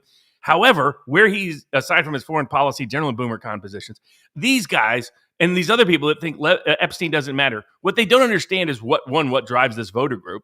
And 2, that Epstein has been a driving issue amongst their sources. They don't read the fact the Wall Street Journal barely covered it, the New York Times barely covered it, the Fox News barely covered it. Does not matter. The reason why Kash Patel, Dan Bongino, and Pam Bondi were talking about it was because the podcasters were obsessively talking about it, because it was a signature issue of both symbolism and substance for whether or not we could ever control our own government again. Yep. It's a proxy. Ignoring it, depreciating it, will only disparage them, and it will lead them to distrust you. So if they continue down the path of only partial releases, limited releases, they not only gift the Democrats an easy issue, but at the same time, and it's smart of the Democrats to jump on it. I mean, smarter road. It is. That's just political. What the Democrats have been missing is someone that has a political IQ over 60. Someone who also doesn't listen exclusively. He sees it. Roe sees New York it. Times and MSNBC. Roe sees the hole. He sees it. He's going to drive a truck through it. You can dislike him. You can disparage him. It isn't going to Doesn't change. matter. He is making inroads, and the more people who imitate him, the better off the Democratic Party will be if they imitate the populist positions he is advancing. And I don't understand this analysis through whether you like somebody or you agree with somebody. I mean, that's totally irrelevant to the facts the facts on the ground. That's why I love betting on it, because betting changes I always say motivation is the master of reason. So you want to improve your reasoning, shift your motivation. Richard does so because he wants to be accurate. That's his number one motivation. So it doesn't matter whose ox gets gored. He wants to be accurate. That by shifting your motivation, you improve your reasoning, you improve your methodology. I like to do political betting as well as sports betting, but political betting because it improves my methodology. I might want candidate A over candidate B, but I'm not going to be dumb. I might not want Democrats to have 230 plus House seats, but because I need to be accurate in order for the people who follow by subscriptions to make money, that's my number one motivation. And if that's the most likely outcome, that's what happens. So you have to shift your motivation. All these partisans are so blinded and bound by their blinders that they can't make objective, independent information. And that is the easiest way to get yourself into political trouble. I got to tell you, folks, it didn't do me any favors putting out that poll last week. It's definitely it's going to cost me. It has cost me. But that's the truth, and that's it. I mean, that's the cool. That's the truth, and that's it. When it comes to and here's a great example. Here's a great story of what Robert was just saying. Shift your motivation. So you guys may know Seth Keshel, Captain Seth Keshel. He's a veteran himself. Also, by the way, a member of that generation, completely lied to, and now himself is not anti-war for the sake of being anti-war. He's anti-war because every time they've told us or given us a reason to justify conflict or anything, short or long-term, ground or air, whatever, it's been a lie. But he does a lot of speeches around with state parties. And, I was talking to him the other day, and he's going on showing them the House environment and the maps and the districts, going through, this is his shtick too. And he's going through and he's saying, look, this is why, and he cited me, and he was like, this is why it's important for you guys to do what Baris is saying and to throw a bunch of dummy candidates down there under the progressive party, because you're going to need to peel a couple of votes in this district, in that district, in this district. And by the way, they're doing it to you already, because Democrats are getting ready to do that. They're smart. You have Elon Musk party. It doesn't matter how many segments Harry Enton runs about Musk's party being toxic. Musk doesn't need to win. He just needs to pull a point and a half, 2 points away from the right, and it's game over, because that's what they did to Republicans in key districts in 22, right, Robert? And I'm telling them this. And Seth Keshel is out and he's doing these committee and state party speeches, and he's like, look, you got to do what Baris is saying. Throw a progressive party dummy candidate up there, pull a couple of points away. And their reaction is like, no one's going to vote for those nutcases. Like, yeah, they are. And you need those people to vote for those nutcases so they don't vote for the Democrat. Like a point, 2 points. Go through the map, geniuses, and go and look and see how many seats you lost in 22. And oh, by the way, in 24, by that point and a half, those 2 points. It's the maker or breaker in some of these areas. And we just brought one up, by the way. Maine 2. Throw a dummy ass candidate on Maine 2 in Iowa's 1st congressional district. I mean, if Meeks wants to squeak it by 100 votes again, by all means do it. Instead, how about you just use your damn brain and do what Democrats have been doing to you for years? In 18, by the way, we found out they put money behind those third-party candidates, drove them around with bot campaigns and everything. They funded them, and they made sure the right knew that there was an alternative to vote for. Because also, which I don't think I've done on the show yet, and I probably should, Robert, but there's a lot of research. There's an Oxford study that's pretty much one that everybody cites. But because they looked at, I think it was 70 years of American political history, the right has a tendency to vote third party if you call a part of the right, if you call it the right name. That's why, like, the Constitutional Party, the Tax Reform Party, even Independent Party, if it says independent, something like that. By the way, the America Party is going to pull 2% just because it's called the America Party, and it's not coming from the left. Passionate. It's also capital. He doesn't need to win office to shift the Overton window. That's he doesn't need to shift. He doesn't need to have winning candidates to have massive political capital. If he has the decisive margin in whether he decides to run a candidate or spend money in support of that candidate against you, he can decide the future of Congress by himself. This has been greatly underappreciated by the institutional actors in D.C. who just want to pretend that the richest man in the world, with one of the biggest media platforms and social media platforms in the world, doesn't matter. Okay, good luck with that, folks. But good luck.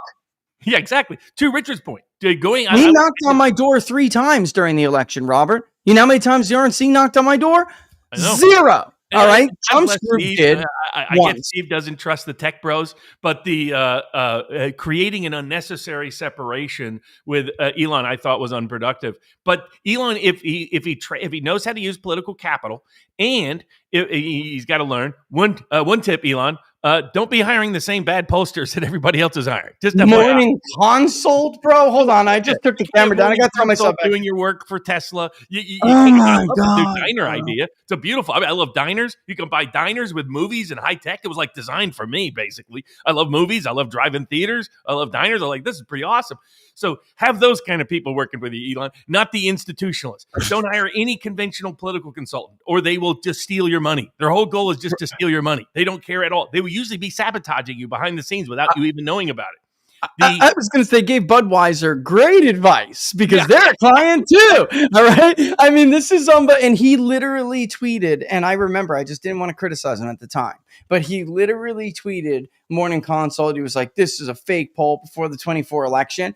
And I just cracked up because, of course, I know the industry and I know that Tesla is one of their biggest clients. They are valued at over $2 billion, that company, Morning Consult, because they have all of the big contracts, which, by the way, I can't get into yet. More fake polls than even YouGov. They exceed YouGov. They exceed Monmouth and Quinnipiac and all the others. So I was struck by all the Trump supporters telling me, Barnes, CNN's polling shows. I know. I was like, hold on a second. You're citing CNN. You already know you should have lost the script at this point.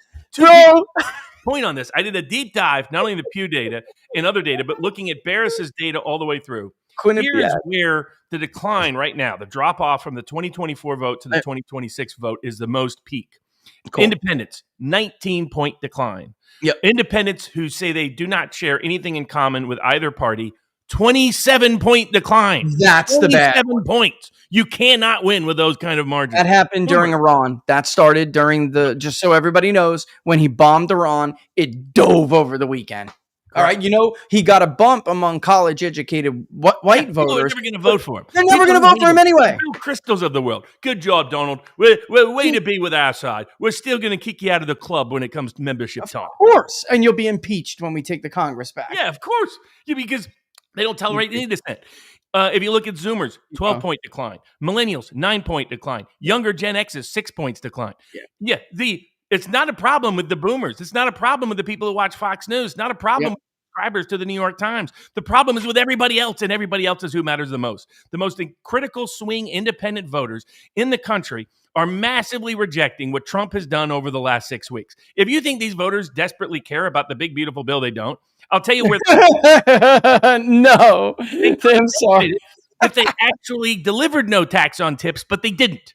They reduced tax on tips. They didn't make it no tax on. This is a message early on to JD. Yeah, I get JD's going around campaigning, hey, we got rid of all federal taxation on tips. You got to change the messaging because it's not true. Because what's going to happen with these voters, payroll tax are still there. And that's the number one tax working class people pay. Number one. Number two, and JD should remember this from when, back in the day when he was working in the service industry as a teenager in Southern Ohio. So what is going to happen to the Republican brand with these voter groups when they get their paychecks and nothing has changed? Nothing has changed in terms of tips or overtime for the next 8 months. And even when you get into 2026, they're going to look at it. And for many of them, they carved out one group, carved out another group, limited this group, capped that group. So the ordinary person is going to see their check expecting no tax on tips, no tax on overtime. And what they're going to discover is just a reduction. But they're still going to see taxes on their tips. They're still going to see taxes on overtime because Mike Johnson couldn't even get this done right. So this is another problem that's just looming, lurking for them.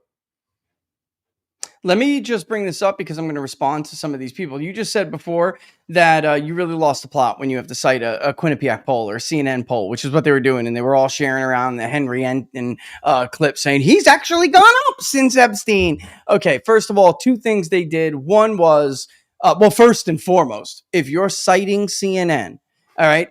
And by the way, God bless Lester over at On Point Politics. He's trying to talk reason into people. He said, look, my entire website's job is to sift through the good and bad pollsters. And I'm telling you, all of the bad pollsters are lying to you right now. That is, Rich is right. Barnes is right. They're lying to you because they want you to believe something the same way they wanted you to believe that the COVID lockdowns were popular. His approval rating was never higher, Robert, than before the COVID lockdowns. When I seem to remember you and I were the only two people screaming at the top of our lungs that this will cost you your presidency. And it did. All right.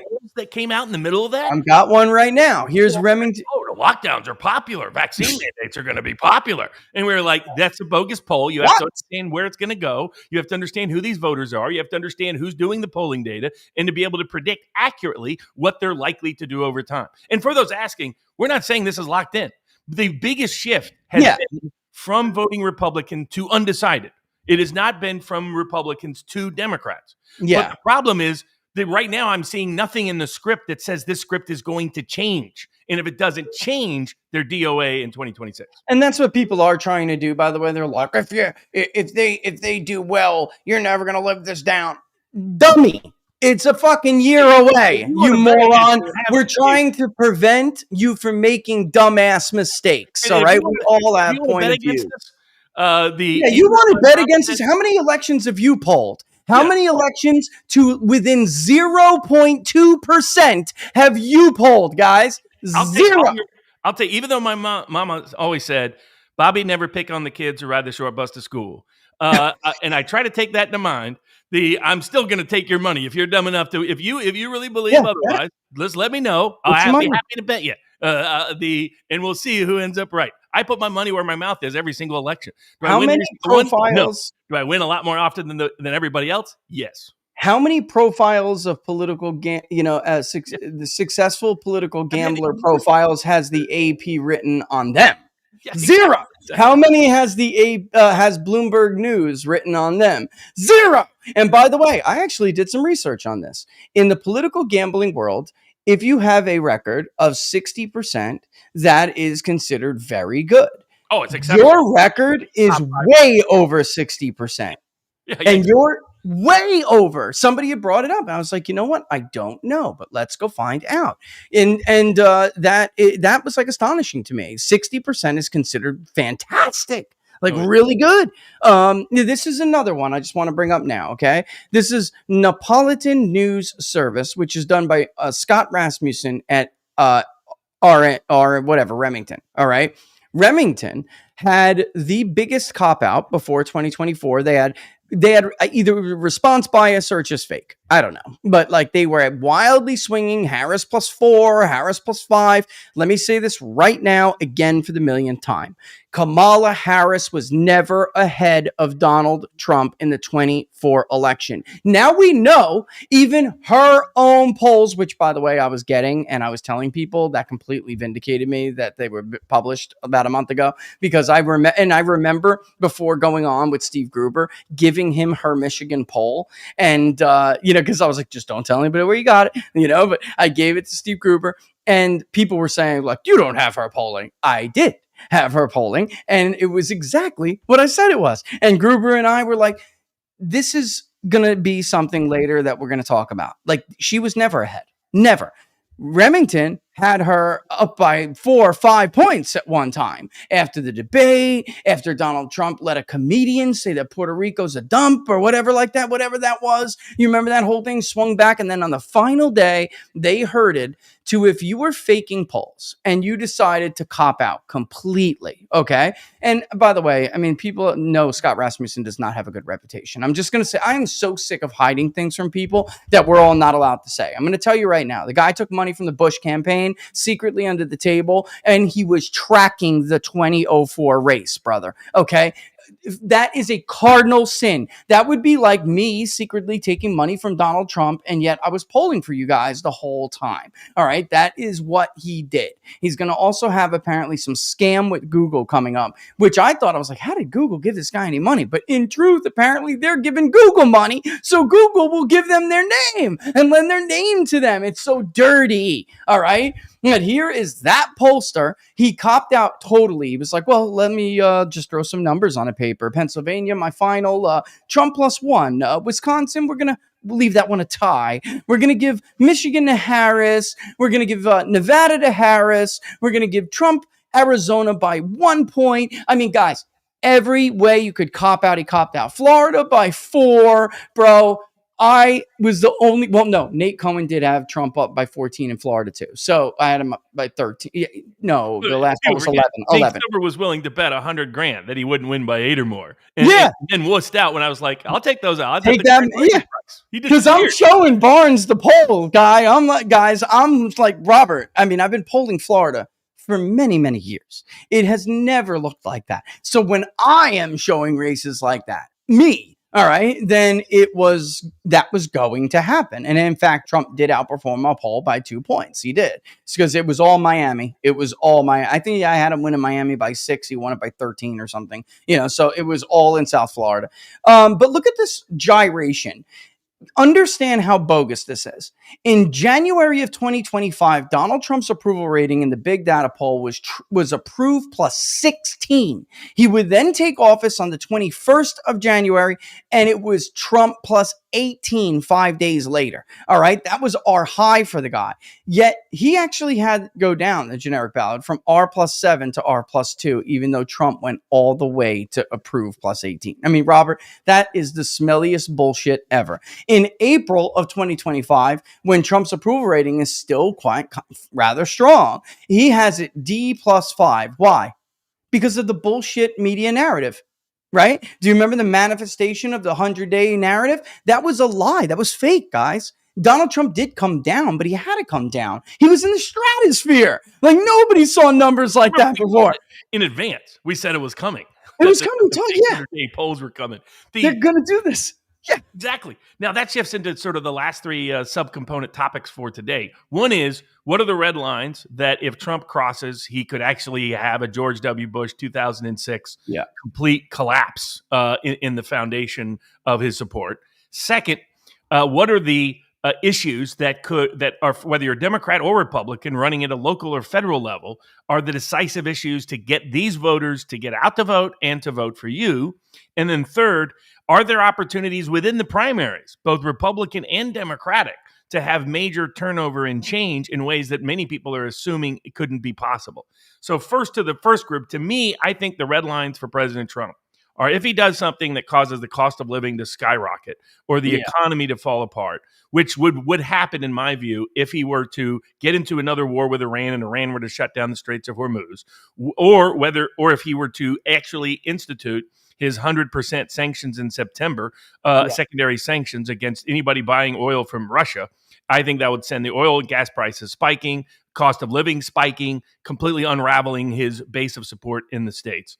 The second red line is actually a ground war, or a war that runs the risk of World War III, which, if you listen to some of our own commanders in Europe in the NATO hierarchy, they're actually bragging about how we can wage war against Russia, take over, that little Kaliningrad region, I'm mispronouncing it, and wage war with China at the same time. And that's what some of these lunatics that have been promoted by the Millies of the world in the higher ranks of the Pentagon, that Hegseth has got to purge from positions of power. But if we were to get into something that the American people felt like ran the risk of World War III, DOA. And last, but definitely not least, any form of amnesty or failure to enforce immigration to laws. I think those three are red lines for his base and for his support amongst independents that would completely collapse if he were to go there. What do you think about that? Yeah, I think that you got it, because we had a military intervention, which may not be a big deal to some of you. We bombed Iran, but it is. And I'm going to tell you why it is to some, because they're not as short-sighted as a lot of these other people. They know, they remember, if you're my age, you remember that the Gulf War was also heralded as a master class, right? Well, that sounds great, but it ended up being the primary justification for a little known, unsuccessful at the time, savage Saudi royal prince who went on to form a little organization called Al-Qaeda, and he used that war as a rallying cry for recruitment. It worked, and years later, we had the first bombing of the World Trade Center, and then we had 9/11. So, the Middle East never forgets, and people who are old enough and experienced enough, by the way, I'm one of them, we know that. So, don't celebrate now, because it could come back to bite you in a year or 2 years. That is the way the Middle East works. But that happened, and they think like that too. So that was already a problem. No accountability. So I think that if he does not, and this is another thing I know we got to eventually get to at some point. I don't know how much time we're going to have to go too deep into this, but the setup here, that they're, going to hold these people accountable with Tulsi is a rock star. I love her. I love Tulsi Gabbard. How much crap did we take? He's lucky I'm married, boy. Kennedy and Gabbard would be two of his best allies. Oh, my God. People bash the daylights out of us. And they've been far more. I did a little poll. I said, who do you think has been better for Trump voters? Kennedy and Gabbard, the two longstanding left-wing Democrats who joined the administration in the campaign. 100%. Or do you think it's Pam Bondi and Brooke Rollins? 98-2. Even the CIA bots couldn't even get it above 2%. That's how overwhelming it is. And then, by the way, I'd love to get into a conversation about Ratcliffe too, because I don't know what the hell happened to him here. But also, to answer that final one, I really think you can't set yourself up that you're going to hold these people accountable. I know you have, I have. God bless Mike Davis, you were saying before, but they're making all of these promises, Robert. And the fact of the matter is, you and I both know that Jim Comey could be caught with an ironclad case. It could be open and shut, completely locks up for the better part of 15 years, and 20 years. He was and because WMDs for crying out loud. And because of judge to jury corruption in these jurisdictions, no one is worse than the District of Columbia's jurisdiction. He will be acquitted. If you're serious, you only bring this case in the Southern District of Florida, where you have venue because they continued the conspiracy with Crossfire Hurricane. The Crossfire Hurricane to going after Trump in the indictments of Trump, all part of the same campaign as Russiagate. So there needs, and I should charge him with the photo of inciting violence or whatever you want to do with the shell photo. He did that 35 minutes from my house. His beach house is 35 minutes from me. Like, this place is Trump plus 35 and will fry him, brother. It will fry him. It will fry him. You're making a good point.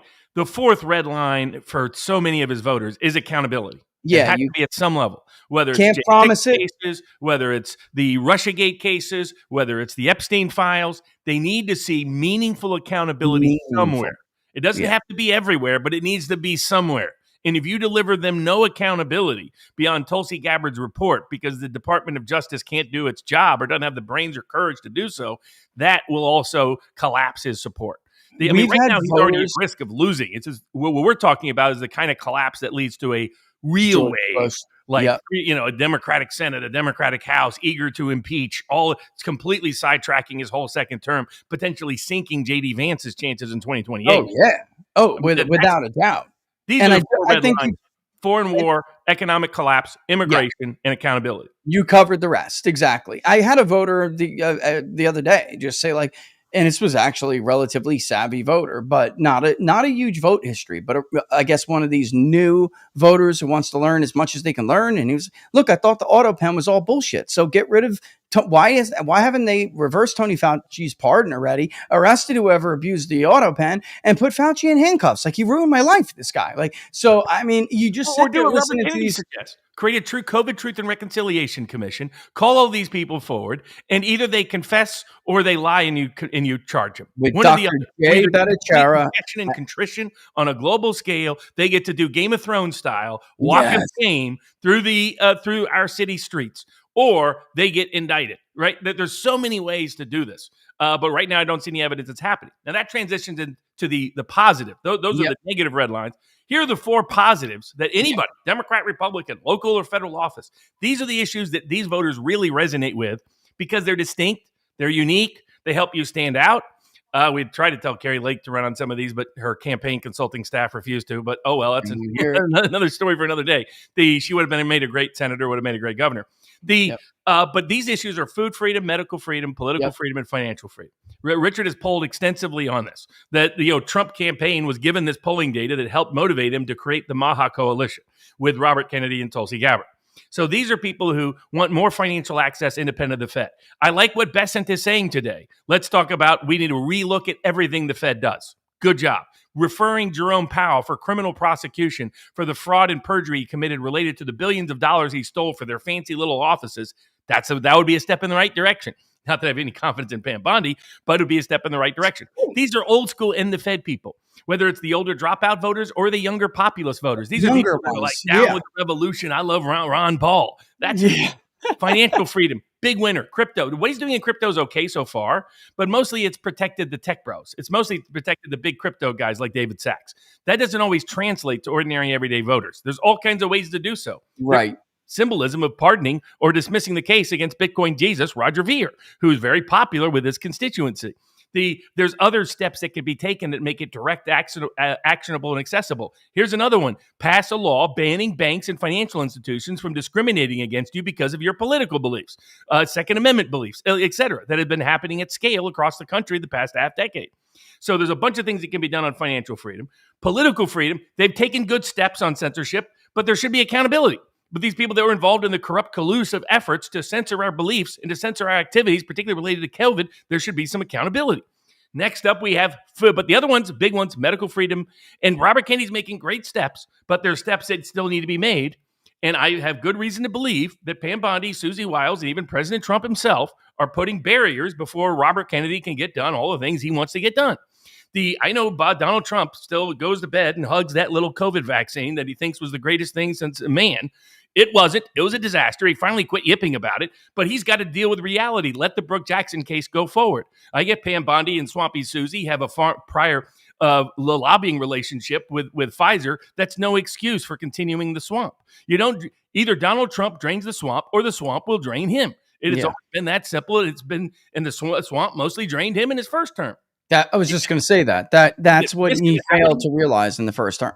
He's at risk of it happening in the second term. And as Richard was even shocked to see, the last element, which is it's such an easy winner, is food freedom. Side with the Amish, not big ag. That applies to illegal immigration amnesty, which illicitly competes and gives an unfair advantage to big corporate farms against your local small farmer. No Amish is hiring any illegals, folks.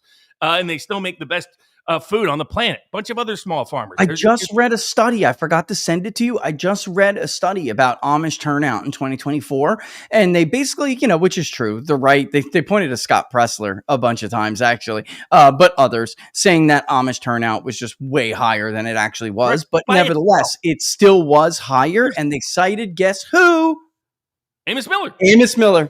Exactly. And this was done by the major agricultural publications. There's a certain United States senator from Pennsylvania who can thank the Amish and the Amish only for him being in the United States. And Sean Parnell for hearing me out and convincing him to open his mouth about it because he was just sitting there. Protect the Amish and small farmers writ large. So give our food freedom back. Allow Americans to buy. And all you have to do is reinstate what the law was until 1968. Which was, or just reinterpret the custom exception to reincorporate that like it was supposed to, which is, what is that? I have the right to buy food from any farmer directly from the producer of that food without requiring government permission to do so. That's it. Medical freedom. Get rid of the mRNA vaccines. Go here again. I got to give credit to Thomas Massey. Thomas Massey's like, we got to change the PrEP Act. We got to change this immunity. This has backfired. This has been a disaster. Robert Kennedy's doing good work to radically reduce the number of vaccines on the kids list, but we shouldn't have had immunity in the first place. This is why Tucker Carlson is constantly harping on this issue. This is a deeply popular issue. So if you want to build that bridge to the populist, undecided, unaligned voter, then the way to do so, a great way to do so, other than avoiding those 4 red lines for the president, is embracing these 4 freedoms: food freedom, medical freedom, financial freedom, political freedom. These are big winners. Embrace them. It helps you stand out. Who else running for Congress or state legislature is talking about this? Almost none of them. Anybody who does will see a sudden spike and surge in volunteers, donors, interest, and support.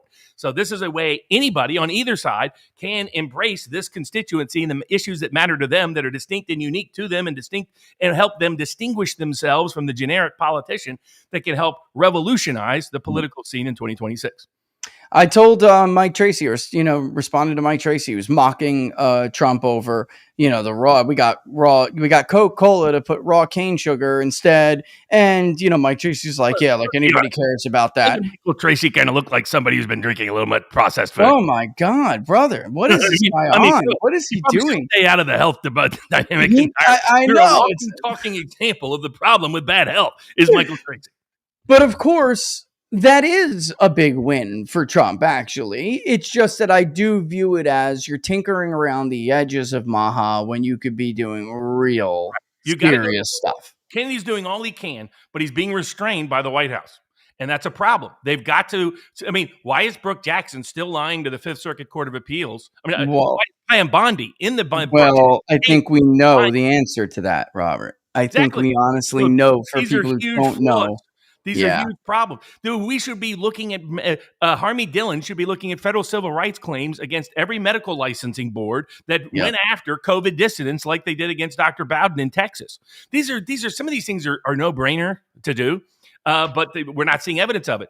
These are opportunities for smart Democrats. And to the degree smart Democrats would embrace some of these issues, they're going to find they're winning issues. They're going to find that they help reboost their support within core constituencies. And I care more about the policies than I do which personality or politician is pushing it. But these are just winners, just putting it out objectively. If I was giving you advice, this is the advice I would give and we would give. Embrace these issues and you will find a surge in support. Now, last but not least, I think a lot of Democratic and Republican incumbents are very vulnerable from the same set of voter groups in primary challenges. I don't think Lindsey Graham is anywhere as safe as Donald Trump likes to pretend. I think Bill Callahan's days are done in the state of Louisiana. I think John Paxton is done in the state of Texas. And I think Chucky Schumer should be double checking both shoulders, because if AOC or somebody like it runs, he is going to be bye-bye in the state of New York. He's cooked. I mean, that's it. That's what that one bright thing, I guess I could say that I heard. You know, who are those two clowns that took over for Rush Limbaugh? I'm sorry, man, but Clay Travis and Buck Sexton. Clay, I get all my sports picks wrong, so I'm going to give you wrong political picks. Oh, my God. This guy is horrible. CIA Sexton. But Buck had to correct him. They were talking about this very thing where if AOC runs, and it was really in the greater context of like, there's an emerging wing in the Democratic Party. And that's Clay going on. And Buck, like he said it the nicest way he could, but I couldn't believe I heard something so intelligent come out of Buck's mouth, because I've rarely ever heard that before.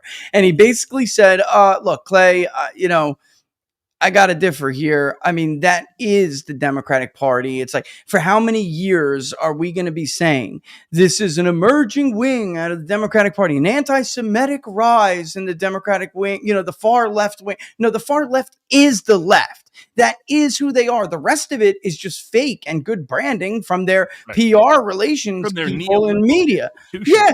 Yeah, they're institutions. If the right fails on populism, left populism will resurge in the United States. It's already happening. Ro Khanna is doing these tours, benefits over billionaires, end the wars, these kind of issues, release the Epstein files. This is just smart politics. You can dislike him if you disagree with it. That's fine. There's plenty of things we disagree on. It doesn't make it any better. It doesn't change the fact. It's very smart politics, because it's what these voters want. And they want to hear, they want to believe, they want to see action on. And they're not partisans. They don't care about partisan labels. They dislike partisan labels. And and they're happy to join the Democratic primary contest if somebody is advancing these positions. How many times have we reminded people that without the Bernie vote, Trump loses in 2016? He loses the election. Without 12 to upwards of 16, 18, percent of Bernie's vote. It might have been even 20, 25%. I was going to say, it actually could have been more. I think it's more. In Michigan, I think it was at least 8%, 18%. People are saying 12. It was 12.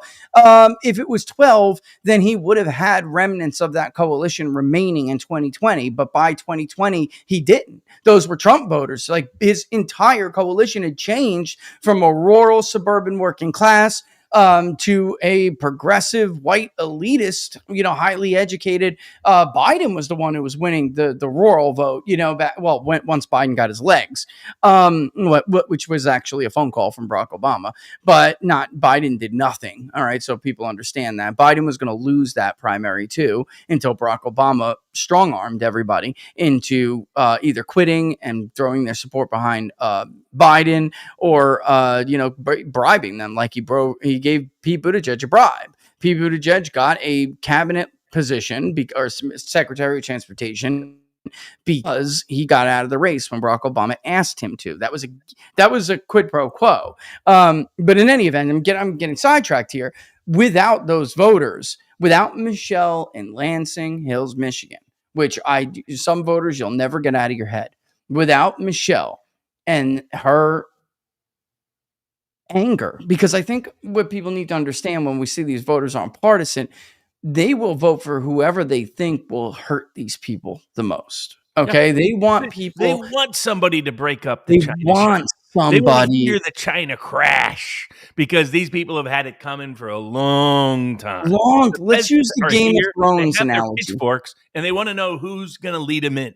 As Senator Huey Long said, 1930 in the Senate, he goes, "I got to decide when they come. Do I stay here and hang with you, or do I go outside and help them hang all of you?" Hang all of you.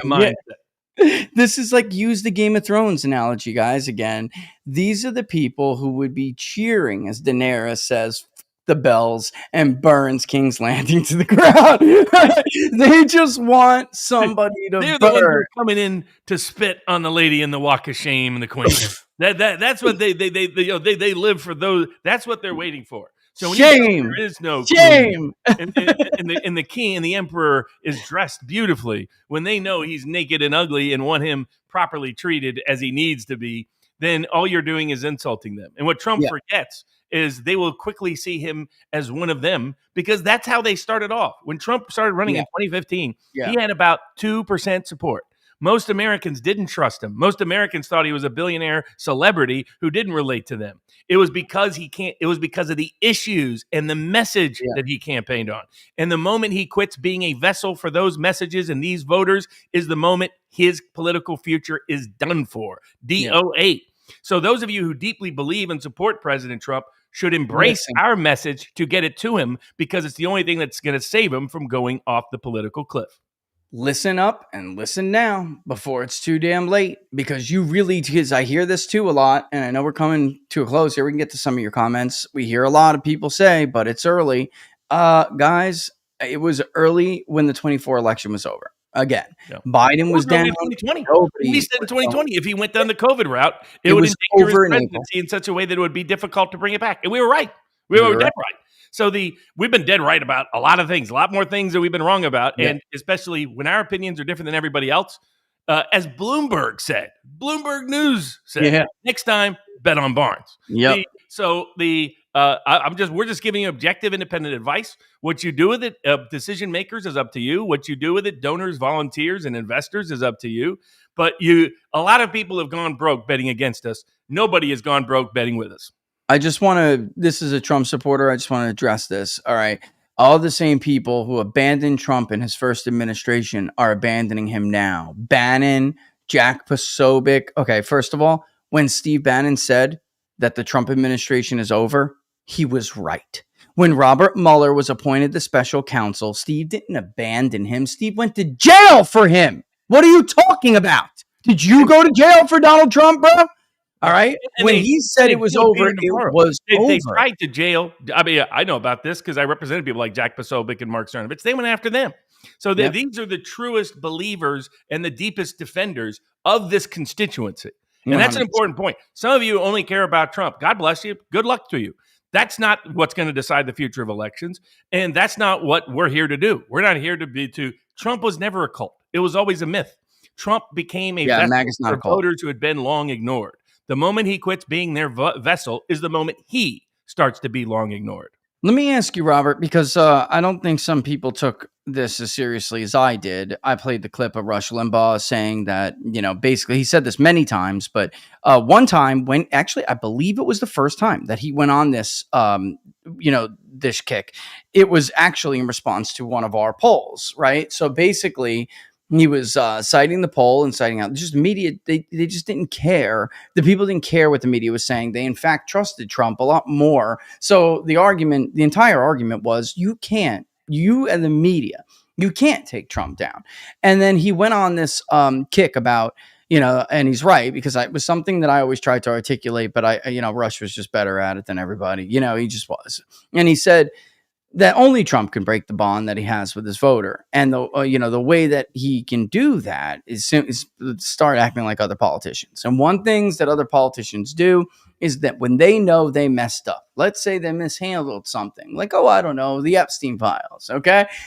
Instead of just having a mea culpa, like somebody who's really smart at politics, Bill Clinton, for instance, come to Jesus moment, you know what, you're right. I could have done this better. We all could have done this better. And we're going to strive. You guys deserve better. And we're going to strive. We hear you. We're going to strive to do better in the future. But all he ever had to come out and say was, these scumbags who put together the Epstein files and have been having them for years are the same scumbags who framed me for Russia collusion, the same scumbags who did this, so I'm going to need a little time to make sure there aren't no innocent people who get their name dragged through the mud. There's not, this is to be done the right way. And I think he could have rode that for a long time because people still did have like an implicit trust in him. But he didn't do that. And instead, the two posts, the one being way worse, I have a weekly call with the best pollsters in the country. And all of us were like, oh my God, that's the line. That's one of the lines. Because Rush was right. the only way you could break that bond is if he breaks them by insulting them, by calling them names, by doing what other politicians do in order to skate accountability to try, So I just, how bad do you think that post was? Like, I think he can recover from it. I do. I just think that probably there is an undetermined percentage of people with that post that he's never going to get back. Well, the way I think of it is I really Trump do. has got caught flirting with the hose, and the wife's concerned, but he hasn't yet been caught on worldwide TV hugging her at the Coldplay concert. And the moment that happens, when he goes home, he ain't going to find in MAGA Tammy Wynette standing by their man. He's going to find Lorena Bobbitt with the Clippers ready to go.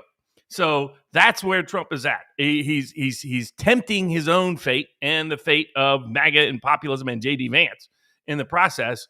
And if he goes any further, if he decides to sleep with the loser Lindseys of the world, he's going to end up clipped politically in ways that there ain't no. I mean, you can sew it back together. It don't work or look the same, bro. Doesn't, right. That's the thing. I mean, I don't know how long you can keep that up without just taking, quite literally. You cause damage with this one, you cause damage with, so little by little, you're going to end up with a weakened base. And oh, by the way, a temporary bunch of like college grads applauding you for mocking your own base, applauding you for bombing Iran. Because by the way, we've seen this before. We saw it during the first Trump administration when his base would go down, but these college grads would go up when he bombed Syria, Robert, when he closed down commerce with COVID, when he gave Anthony Fauci, Mike Pence, and Deborah Birx the steering wheel. They all started saying, I love this guy now. And then they were gone in a month. And the only thing that he had remaining was a weakened base. You sleep with the deep state, you always wake up with disease. That's just a reality. That's it, bro. I mean, that's after voting for Trump 3 times, I am staying home during the midterms. Don't trust the uniparty. That's what he means. We hear this in our polling a lot. If you go through the polling, I put vote history in the demographic section.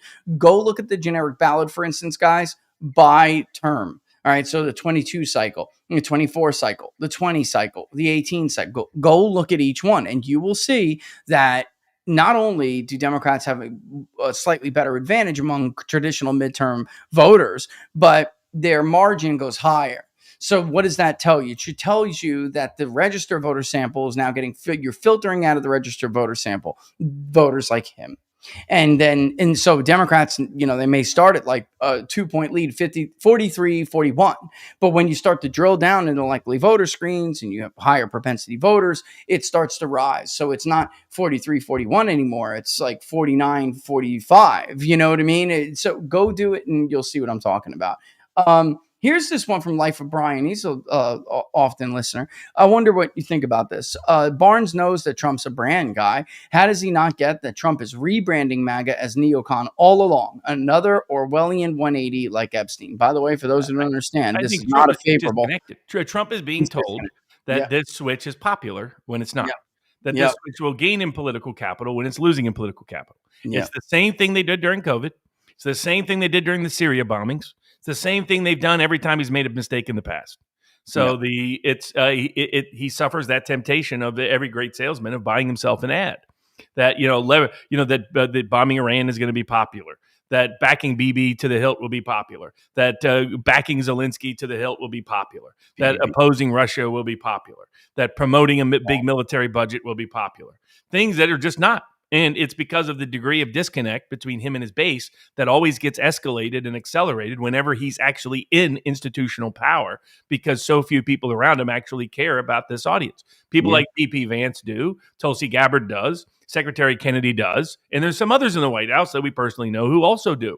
But right now they're being silenced out and muted by, imagine what would have happened if the Mark Levins of the world had their way and Tulsi Gabbard had been fired before she could have released that report. Oh my God. Could you imagine? This is what the proponents of taking any kind of action, military action against Iran on behalf of Israel. Very important. Let's call it what it is. It was not a national security threat to the United States. This was not a vital national security threat at all. This was for Israel because they are Israel shills.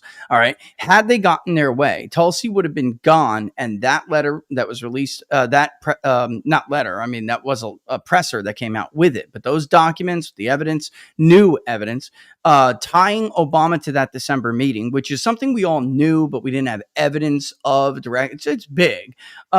She would never have been able to do it. Let's face it. They would have gotten their way. She would have been gone. She was one of the only voices who was against him doing anything. And we would not have gotten that. So the only person to even attempt to deliver any kind of accountability for everything that happened was the one that they wanted out. All right. So, and by the way, stop pretending like you knew it was just going to be a limited strike all along. You had no idea what the Trump administration was going to do. And they were this close to greenlighting the regime change plan. Everyone's like, see, Trump truth on Sunday night during the attacks, that was in fact the goal and the objective. And it was because of the base. For those people that don't think we can still get through. He doesn't listen to influencers. Yes, he does. I have 50 notes saying he does.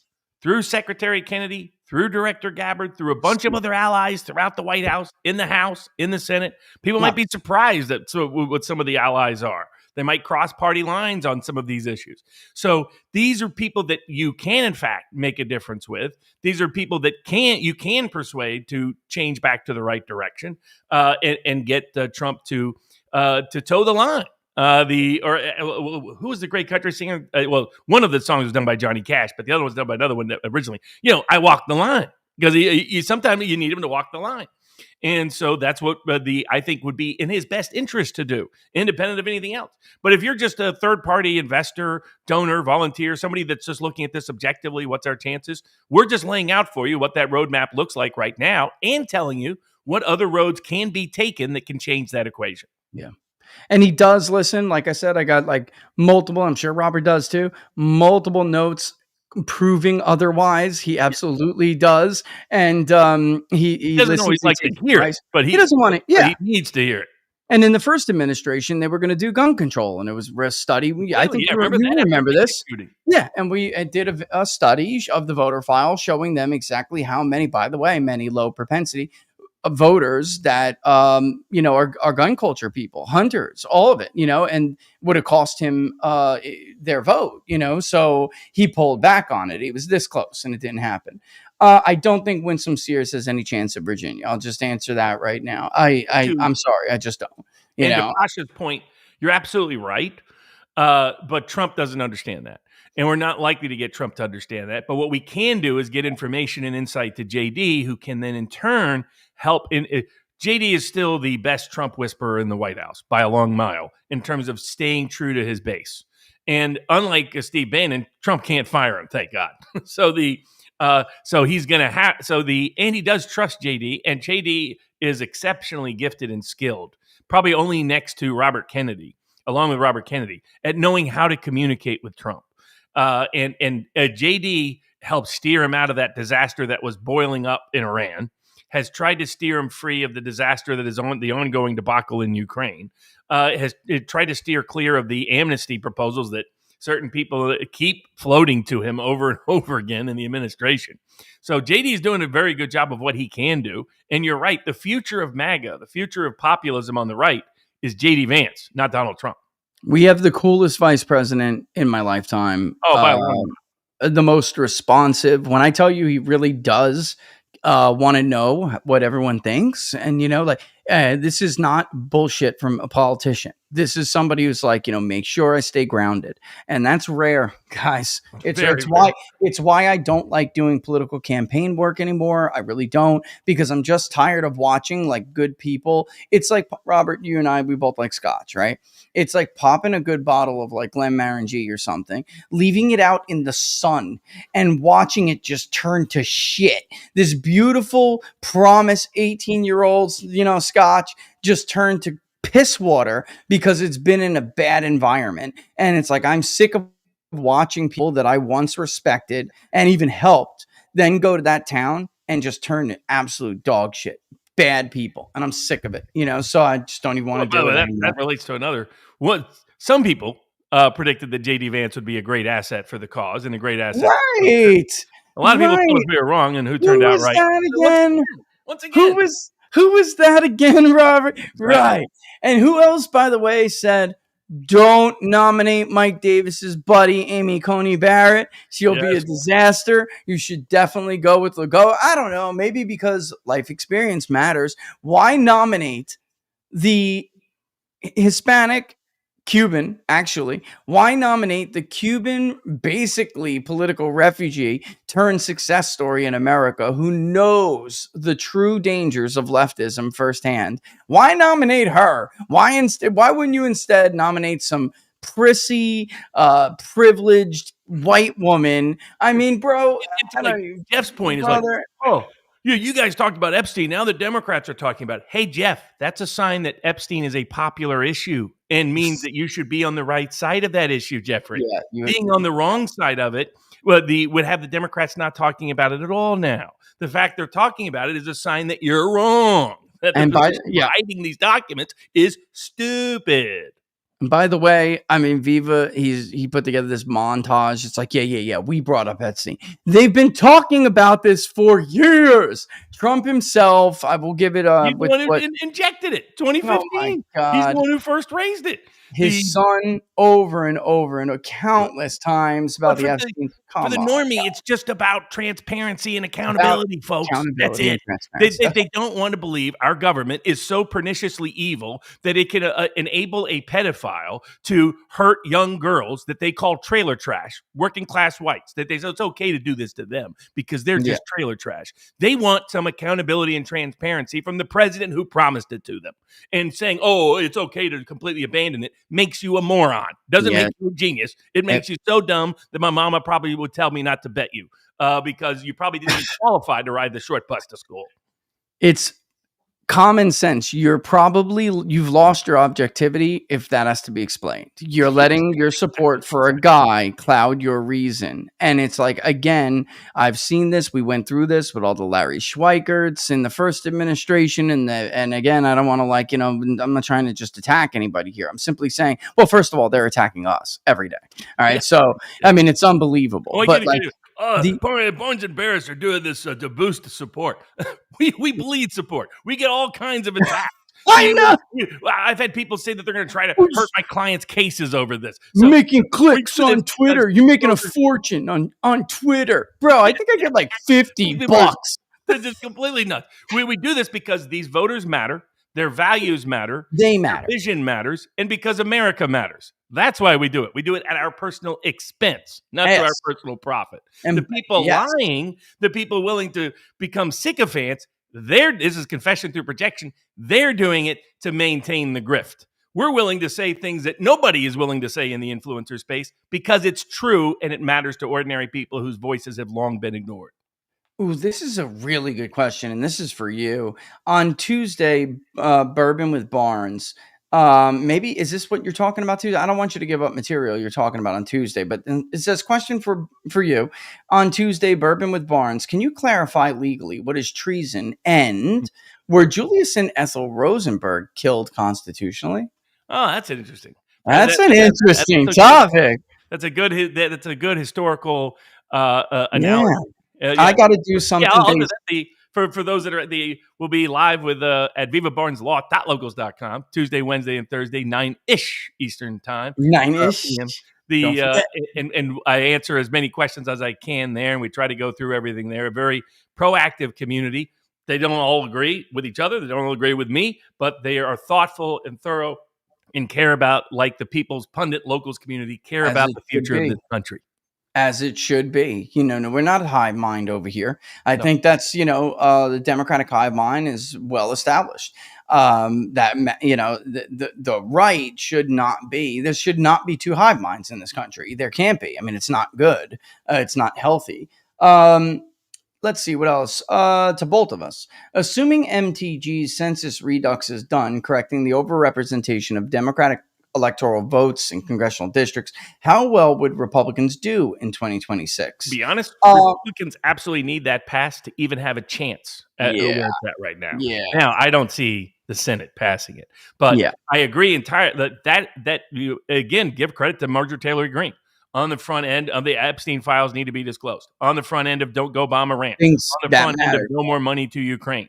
on the front end of saying let's walk back our marriage to Bibi at the moment, given the issues that are taking place. When you've lost Mike Huckabee, chances are you're making some mistakes, Bibi. Oh, they killed those Christians on purpose. And this is another with the comment that was on about the show for Bourbon with Barnes. Somebody had given me one on Twitter asking, how did this connection with especially nationalist evangelicals in America, how did this marriage between them and Israel occur? And it's very complicated, and I'm going to explain it. It's a great idea for a show. But I'll give you guys the short answer right now because Mike Huckabee's a great example. First and foremost, there was a huge financial relationship between Israel expats and other big wealthy donors who gave to certain figures in the evangelical movement during the rise of televangelists. And that's number one, first and foremost. The second one, made a smart coalition with the moral majority.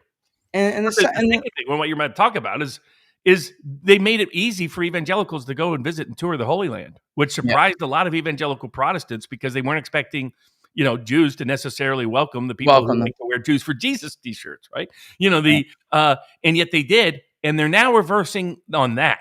And that's what's got Mike Huckabee hopping mad. What people don't understand is there is no big, massive Christian Zionist movement in the United States. That's a misunderstanding of the evangelical coalition and support.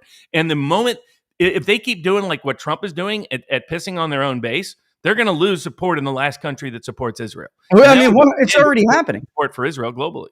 Already happening. Let's be honest. Who is behind most of the attacks on your Twitter feed? Mine too. Let's be real. Come on, let's call it what it is. I mean, we're not. It's not a coincidence. The same people that war whore for Israel first are telling you nothing to see here on Epstein. Come on, man. Come on, man. I could put one and one together to add two. And Abe, by the way, is not some non-credible source. This is a man who was in a court of law in Israel. They tried to burn him and basically, divorce themselves from him, and they were not able to in a court of law. I mean, they were not able to disprove that he, in fact, was Israeli intelligence. So when he comes out and not only says, I was Robert Maxwell's handler, and oh, by the way, here's a very detailed story about how he asked me to get Jeffrey in the game, you can't just dismiss it because, you like Israel or you support Israel, or by the way, you're probably like a foreign agent. If you really support Israel, you should want them to not be engaged in the kind of excesses that burn bridges to the most important political constituency they have in the world. I would argue we're the ones doing Israel a favor. That's what I would argue. Absolutely. You are burning every ally that you have in this country. Mark Levin is not going to be around for very much longer. All right. And I just mean that as a matter of truth. All right. The young MAGA can't stand Bibi Netanyahu. All right. Walk around a Turning Point's place and talk to people and ask them what their thoughts are on Israel and Netanyahu. I know. I've been there. Tucker Carlson called out the Epstein files relationship to Israel at the Turning Point event. At the Turning Point. And what happened? The roar of the crowd. I mean, I know I've polled them before. I've actually been the pollster for their events, and I'm telling you, this is not the boomer Republican neocon, a relationship that they once had from those people. It's not that at all. Mark, another place you see it, when people like Bernie Sanders are realizing it's such a political pariah in the Democratic Party that running against supporting Israel has become an easy winning issue. So it's going to be a big winning issue in the when the New York City, one of the highest concentrated places of Jewish Americans in the country, votes for the guy running for the globalize the Intifada, that should be a newsflash that Israel is running into huge political troubles in the United States because they're overreaching in the Mideast. So there's also, by the way, Mark Green, when we were talking from Tennessee, that's official. He's retiring. So then the House majority is even smaller. So there you have that. By the way, I told them don't appoint anyone to your administration from the House of Representatives. You do not have the seats, and they didn't listen. So here we are. And here's a great meme of Fat guy in a little coat. The comedian, he died. What was his name? He's fat. Man, Tommy Boy. Oh yeah, the great was Chris Farley, the great Chris Wisconsin Farley comedian. screaming in Pam Bondi's face, for the love of God, just arrest somebody. And he said, saying the administration failed is saying you're going to lose these voters and is a flare that the deep state will run the show. We don't want Trump to fail. We want him to do what he said, and I believe he wants to do. Telling someone, Sideshow Bob hitting rakes in the face, you go, Mr. President, you're doing great, is not helping him. Exactly. You're not. When you're, and I don't want to say again, I don't want to even give any of these people notoriety, but one of them was a well-known MAGA guy in the beginning, who had his own little show and everything, cheerleaded his ass right into the Robert Mueller investigation, cheerleaded his ass right into gun control that pissed off people, cheerleaded his ass right into COVID. And then guess what? When Trump was defeated, said that he was a traitor for January 6th, and then decided to support Ron DeSantis. Now he's back to being the authority on MAGA. This guy, these are clowns, Robert. Clowns. And all that shit. Mike Flynn's not going to lose his house. Robert Mueller's really a super secret good guy. And this is really a 4D chess plan to pull out the roots of the deep state.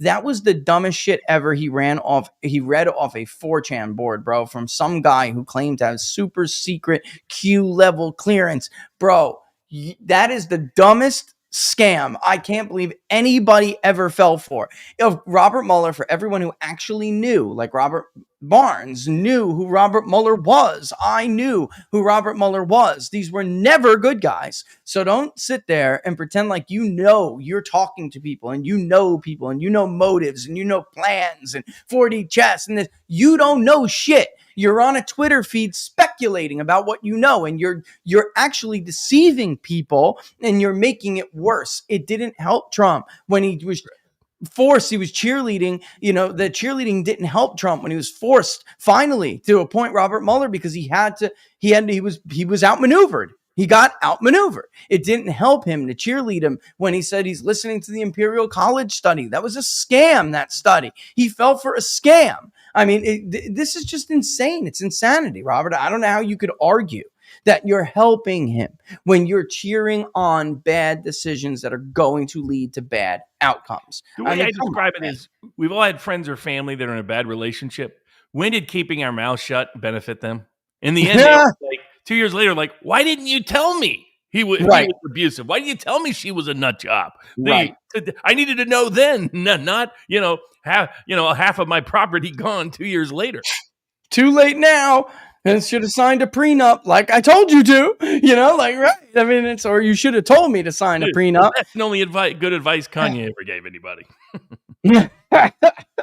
That's for sure. Okay, guys, don't forget to support the Public Polling Project. I think we're basically through. We got to have transparent, honest, accurate information that, again, you can use to monetize if you want. You can use to figure out when you want to volunteer, who you want to volunteer for, when you want to donate, who you want to donate to. You can decide for investment decisions in the equity markets, business decisions, all of these things. Or if you just care about the country and want to make sure accurate information is given to our decision makers, support the Public Polling Project. Yeah, the link is down below. Big Data Poll /public/polling. It's down below. All right, and I'll put it in the comment section. And Robert, where can people find you? What do you got going on this week? For any of the picks about the political prediction markets, anything from the sports prediction markets, for other event markets, you can go to sportspicks.locals.com.